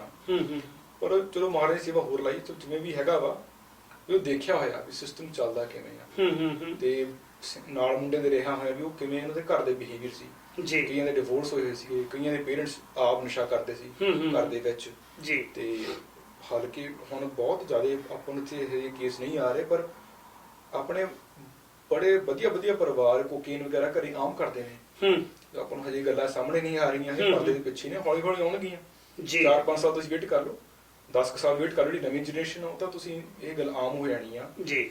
ਆਮ ਘਰਾਂ ਵਿੱਚ ਕੋਕੇਨ ਕਰਿਆ ਕਰਨਗੇ ਵਾਹ। ਜਿਵੇਂ ਹੁਣ ਗੋਰੇ ਕਰਦੇ ਨੇ ਇਹ ਗੱਲਾਂ ਹਜੇ ਹੋਰ ਕਮਿਊਨਿਟੀ ਮੂਹਰੇ ਆਉਣੀਆਂ ਨੇ ਜਿਹੜਾ ਨੁਕਸਾਨ ਹੈ। ਹੁਣ ਇੰਗਲੈਂਡ ਵੱਲ ਉਹ ਧਰਤੀ ਉਹਨਾਂ ਨੇ ਦੇਖ ਚੁੱਕਿਆ ਨੁਕਸਾਨ, ਉੱਥੇ ਜਾ ਕੇ ਦੇਖੋ ਤੁਸੀਂ ਕਿੰਨੀ ਗੁਰਸਿੱਖੀ ਆ, ਬਿਲਕੁਲ ਕਿੰਨੇ ਉਥੋਂ ਸਿੰਘ ਪ੍ਰਚਾਰਕ ਇੰਗਲਿਸ਼ ਵਿੱਚ ਪ੍ਰਚਾਰਕ ਬਣ ਗਏ, ਬਹੁਤ। ਕਿੰਨੀਆਂ ਸੰਸਥਾਵਾਂ ਬਣ ਗਈਆਂ ਜੀ।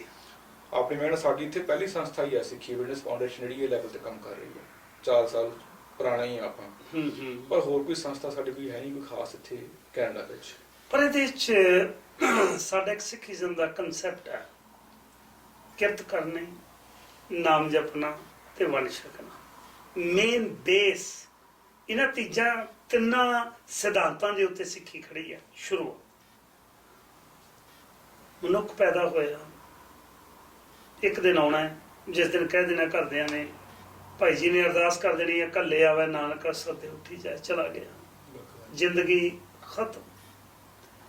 ਕਿਰਤ ਕੀਤੀ, ਮਿਹਨਤ ਕੀਤੀ, ਥੋੜਾ ਬਹੁਤ ਨਾਮ ਵੀ ਜਪਿਆ ਜਿੰਨਾ ਗੁਰੂ ਨੇ ਬਖਸ਼ਿਸ਼ ਕੀਤੀ, ਵੰਡ ਕੇ ਛਕਣ ਵਾਲੀ ਜਿਹੜੀ ਗੱਲ ਹੈ, ਕਿਉਂਕਿ ਜਿਹੜਾ ਕਨਸੈਪਟ ਹੈ ਸਾਡੇ ਬਾਪੂ ਦਾ, ਸਾਡੇ ਪਿਓ ਦਾ, ਉਹਦੇ ਵਿੱਚੋਂ ਮੇਰਾ ਖਿਆਲ ਹੈ ਤੁਹਾਨੂੰ ਲੱਗਦਾ ਨਹੀਂ, ਕਿਉਂਕਿ ਤੁਹਾਡੀ ਜ਼ਿੰਦਗੀ ਅਪਸਾਈਡ ਬਿਲਕੁਲ ਕੰਪਲੀਟਲੀ 360 ਡਿਗਰੀ ਮੋੜ ਦੇ ਵਿੱਚੋਂ ਆ ਕੇ ਸਿੱਖੀਜ਼ਮ ਵਾਲੇ ਪਾਸੇ ਤੁਸੀਂ ਤੁਰੇ।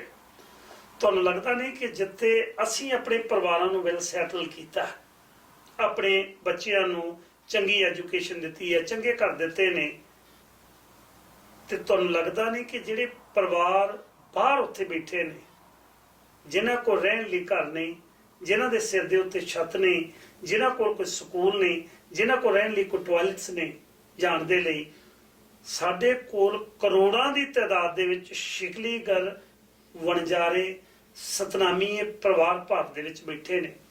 ਤੁਹਾਨੂੰ ਲੱਗਦਾ ਨਹੀਂ ਕਿ ਸੋਨੇ ਦੇ ਕਲਸ ਲਾਉਣ ਨਾਲੋਂ, ਸੰਗੇ ਮਰਮਰ ਲਾਉਣ ਨਾਲੋਂ, ਵੱਡੀਆਂ ਉੱਚੀਆਂ ਇਮਾਰਤਾਂ ਬਣਾਉਣ ਦੇ ਨਾਲੋਂ ਇਸ ਇਮਾਰਤ ਨੂੰ ਉਸਾਰਿਆ ਜਾਵੇ? ਬਿਲਕੁਲ ਜੀ, ਨਾਲੇ ਉਹ ਤਾਂ ਆਪ ਪੁਕਾਰ ਕਰ ਰਹੇ ਨੇ ਵੀ ਭਾਈ ਅਸੀਂ ਸਿੱਖ ਹਾਂ ਜੀ। ਹੁਣ ਮੈਨੂੰ ਪਿਛਲੇ ਸਾਲ ਮੈਂ 9 ਸਟੇਟਾਂ 'ਚ ਗਿਆ ਇੰਡੀਆ ਦੀਆਂ 'ਚ, ਤੇ ਉਹਦੇ 'ਚ ਜੰਮੂ ਗਿਆ, ਉੱਥੇ 500 ਸਿੱਖਲੀਗਰ ਪਰਿਵਾਰ ਇੱਕ ਬਸਤੀ ਇਕੱਠੀ ਰਹਿ ਰਹੀ ਹੈ, ਤੇ ਫਿਰ ਹੈਦਰਾਬਾਦ ਗਏ, ਉੱਥੇ ਵੀ ਬਸਤੀ ਵਸੀ ਹੋਈ ਹੈ ਜੀ। ਐਂ ਗੁਜਰਾਤ ਗਏ ਤੇ ਰਾਜਸਥਾਨ ਗਏ। ਜਿੱਥੇ ਜਾਂਦੇ ਆ ਉਹ ਬੱਚੇ ਵੀ ਬੜਾ ਚੰਗਾ ਫੜ ਲੈਂਦੇ ਸੀਗੇ। अच्छा। बाबा जी आप हमको कीर्तन सिखाओगे, आप हमको गुरसिੱਖੀ ਗੁਰਬਾਣੀ ਸਿਖਾਓਗੇ। ਪੰਜਾਬ 'ਚ ਜਾਂਦੇ ਆ ਉਹ ਸਾਨੂੰ ਕਹਾਣੀਆਂ ਪਾਉਂਦੇ, ਸਾਡੇ ਜੀ ਘਰੇ ਆ ਹੋ ਗਿਆ ਸੀਗਾ ਜੀ, ਕੋਈ ਬੰਦਾ ਕੈਨੇਡਾ ਤੋਂ ਆਇਆ ਤਾਂ ਪੈਸੇ ਕਢਾ ਲਈਏ। ਪੰਜਾਬ ਤੋਂ ਬਾਹਰ ਉਹਨਾਂ ਕੋਲ ਜਾਂਦੇ ਆ, ਉਹਨਾਂ ਦੀ ਸਿਰਫ ਮੰਗ ਇਹੀ ਆ ਸਾਨੂੰ ਗੁਰਸਿੱਖੀ, ਸਾਨੂੰ ਗੁਰਬਾਣੀ ਸਿਖਾ ਦਿਓ। ਹਾਲਾਂਕਿ ਉਹਨਾਂ ਦੇ ਘਰ ਕੱਚੇ ਨੇ, 8 ਫੁੱਟ ਬਾਏ ਆਈ ਥਿੰਕ 14 ਫੁੱਟ ਦੇ ਸੀਗੇ ਘਰ ਉਹ ਹੈਦਰਾਬਾਦ 'ਚ, ਜੀ 10 12 ਬੰਦੇ ਰਹਿ ਰਹੇ ਆ ਘਰ ਦੇ ਜੀ ਨਾ। ਤੇ ਹੁਣ ਜਿਹੜੀ ਉਹਨਾਂ ਦੇ ਬੱਚੇ ਗਰੋ ਹੋ ਰਹੇ ਨੇ, ਉਹਨਾਂ ਨੇ ਉੱਥੇ ਰਹਿਣਾ ਗਾਂ ਪਰਿਵਾਰਾਂ ਨੇ, ਕੋਈ ਪ੍ਰਾਈਵੇਸੀ ਨਹੀਂ। ਟਾਇਲਟਾਂ ਉੱਪਰ 4 ਫੁੱਟ ਦੀ ਕੰਧ ਟਾਇਲਟ ਆ ਉਹਨਾਂ ਦੀ, ਜਿਹੜਾ ਵਾਸ਼ਰੂਮ ਆ ਇਕੱਠਾ ਹੀ ਆ, 4 ਫੁੱਟ ਦੀ ਕੰਧ ਆ, ਉਹਦੇ ਉੱਪਰ ਛੱਤ ਨਹੀਂ ਕੋਈ। ਉਹ ਜਵਾਨ ਧੀਆਂ ਉਹਨਾਂ ਦੀ ਇਸ਼ਨਾਨ ਕਰ ਰਹੀਆਂ ਨੇ, ਖਾਣ ਵਾਸਤੇ ਪੱਕਾ ਰੋਟੀ ਨਹੀਂ ਹੈਗੀ, ਤੇ ਫਿਰ ਵੀ ਪੁਕਾਰ ਉਹਨਾਂ ਦੀ ਇਹੀ ਸੀ, ਆਪ ਹਮਕੋ ਗੁਰਬਾਣੀ ਸਿਖਾਓਗੇ, ਆਪ ਹਮਕੋ ਗੁਰਸਿੱਖੀ ਸਿਖਾਓਗੇ। ਉਹਨਾਂ ਨੇ ਇਹ ਨਹੀਂ ਕਿਹਾ ਕਿ ਸਾਨੂੰ ਮਕਾਨ ਬਣਾ ਕੇ ਦਿਓ, ਉਹਨਾਂ ਨੇ ਇਹ ਨਹੀਂ ਕਿਹਾ ਕਿ ਸਾਨੂੰ ਚੰਗੀ ਐਜੂਕੇਸ਼ਨ ਦਿਓ, ਸਿਰਫ ਇਹ ਵੀ ਗੁਰਬਾਣੀ ਤੇ ਗੁਰਸਿੱਖੀ ਸਿਖਾਓ। ਬਿਲਕੁਲ ਹਾਂਜੀ, ਮੈਂ ਖੁਦ ਹੈਰਾਨ ਸੀ ਹੁਣ ਮੇਰੇ ਅੰਦਰ, ਮੈਂ ਚਰਨ ਮੇਰਾ ਰੋਣਾ ਆ ਗਿਆ ਵੀ ਮੈਂ ਇਹਨੂੰ ਕਿਵੇਂ ਕਹਾਂ ਬੱਚੇ ਨੂੰ ਮੈਂ ਤੁਹਾਨੂੰ ਸਿਖਾਉਣ ਆਇਆ, ਵੀ ਮੈਂ ਤਾਂ ਆਇਆ ਹੀ 12-13 ਘੰਟੇ ਵਾਸਤੇ, ਮੁੜ ਕੇ ਮੇਰੀ ਫਲਾਈਟ ਵਾਪਸ, ਮੈਂ ਸਰਵੇਖਣ ਕਰਨ ਗਿਆ ਸੀ। ਪਰ ਉਹ ਮਨ ਭਰ ਆਉਂਦਾ ਵੀ ਕਿੱਥੇ ਅਸੀਂ ਖੜੇ ਆ, ਆਪਾਂ ਇੱਧਰ ਮੁਲਕਾਂ 'ਚ ਬੈਠੇ ਕੁਝ ਕੁ ਡਾਲਰ ਦੇ ਕੇ। ਮੈਂ ਇਹ ਨਹੀਂ ਕਹਿੰਦਾ ਵੀ ਕਿਸੇ ਸੰਸਥਾ ਨੂੰ ਦੋ, ਤੁਹਾਨੂੰ ਕਿਸੇ ਤੇ ਭਰੋਸਾ ਨਹੀਂ, ਤੁਹਾਡਾ ਮਨ ਨਹੀਂ ਮੰਨਦਾ ਨਾ ਮੰਨੋ, ਸਾਨੂੰ ਫੋਨ ਕਰ ਲਓ, ਕਿਸੇ ਹੋਰ ਸੰਸਥਾ ਨੂੰ ਫੋਨ ਕਰਕੇ ਐਡਰੈਸ ਲੈ ਲਓ ਭਾਈ, ਕਿੱਥੇ ਤੁਸੀਂ ਖੁਦ ਜਾਓ। ਮੈਂ ਤੁਹਾਨੂੰ ਇੱਕ ਉਦਾਹਰਨ ਦਿਆਂਗਾ ਜੀ, ਇੱਥੇ ਹੀ ਆਪਣੇ ਅਮਰੀਕਾ ਦੇ ਵਿੱਚ ਤੇ ਕੈਨੇਡਾ ਦੇ ਕੁਝ ਸਿੰਘਾਂ ਨੇ ਰਲ ਕੇ ਇੱਕ ਸੁਸਾਇਟੀ ਬਣਾਈ, ਗੁਰਮਤਿ ਪ੍ਰਚਾਰ ਸੁਸਾਇਟੀ, ਮੈਨੂੰ ਚੇਤੇ ਹੈ।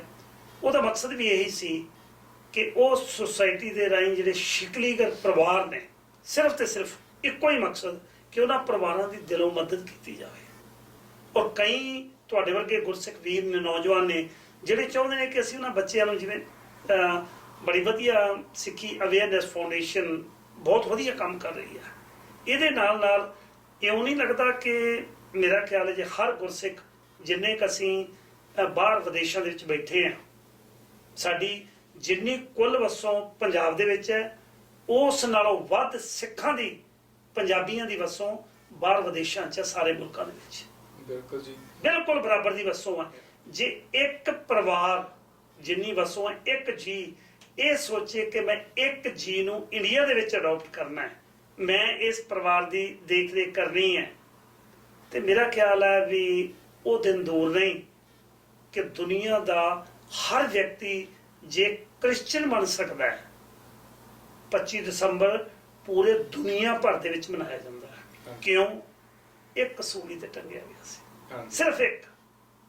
ਸਾਡੇ, ਮੈਂ ਇਤਿਹਾਸ ਜਦੋਂ ਪੜ੍ਹਦਾ, ਬਾਬਾ ਬੰਦਾ ਸਿੰਘ ਬਹਾਦਰ ਦੇ ਨਾਲ 1710 ਈਸਵੀ ਦੇ ਵਿੱਚ ਜਦੋਂ ਬਾਬਾ ਬੰਦਾ ਸਿੰਘ ਬਹਾਦਰ ਉਹਨਾਂ ਨੂੰ ਗ੍ਰਿਫਤਾਰ ਕੀਤਾ ਜਾਂਦਾ ਹੈ, 720 ਸਿੰਘਾਂ ਨੂੰ ਗ੍ਰਿਫਤਾਰ ਕਰਕੇ ਦਿੱਲੀ ਲਿਜਾਇਆ ਜਾਂਦਾ ਹੈ, ਔਰ ਇਹ ਕਿਹਾ ਜਾਂਦਾ ਹੈ ਕਿ ਦੀਨ ਕਬੂਲ ਲਓ, ਮੁਸਲਮਾਨ ਬਣ ਜਾਓ, ਤੁਹਾਨੂੰ ਛੱਡ ਦਿਆਂਗੇ। ਇੱਕ ਵੀ ਸਿੰਘ ਨੇ ਹਟੇ ਨਹੀਂ ਸਨ, ਟਲੇ ਨਹੀਂ ਸਨ, ਕਿਉਂਕਿ ਸਿੱਖੀ ਅੰਦਰ ਰੋਮ ਦੇ ਵਿੱਚ ਗੁਰਬਾਣੀ ਨਹੀਂ ਵਸੀ ਸੀ, ਜਿਹਦੇ ਕਰਕੇ ਬਚ ਗਿਆ। ਕਹਿਣ ਤੋਂ ਭਾਵ ਇਹ ਹੈ ਕਿ ਜੇ ਅੱਜ ਅਸੀਂ ਇਹ ਸੋਚੀਏ ਉਹੀ ਗੱਲ ਕਿ ਜੇ ਸਾਡੇ ਗੁਰੂ ਸਾਹਿਬਾਨ ਜਾਂ ਸਾਡੇ ਪੁਰਾਤਨ ਸਿੰਘ ਜਿਹੜੇ ਬੰਦ ਤੱਕ ਕਟਵਾ ਗਏ, ਚਰਖੜਿਆਂ ਤੇ ਚੜ ਗਏ, ਆਰਿਆਂ ਨਾਲ ਚੀਰੇ ਗਏ, ਪਰ ਆਪਣੇ ਧਰਮ ਤੋਂ ਨਹੀਂ ਹਾਰੇ, ਅੱਜ ਮੇਰਾ ਖਿਆਲ ਹੈ ਸਾਡਾ ਨਹੀਂ ਫਰਜ਼ ਬਣਦਾ ਕਿ ਅਸੀਂ ਵੀ ਉਹਨਾਂ ਲੋਕਾਂ ਦੀ ਦਿਲੋਂ ਮਦਦ ਕਰੀਏ ਜਿਹੜੇ ਹੋਰ ਸਿੱਖੀ ਦੇ ਵਿੱਚ ਪਰਪੱਕ ਹੋ ਕੇ ਸਾਡਾ ਇੱਕ ਪਰਿਵਾਰ ਤੇ ਸਾਡਾ ਬੂਟਾ ਵੱਡਾ ਬਣੇ। ਬਿਲਕੁਲ ਜੀ, 100% ਫਰਜ਼ ਬਣਦਾ ਨਾ ਆਪਣਾ।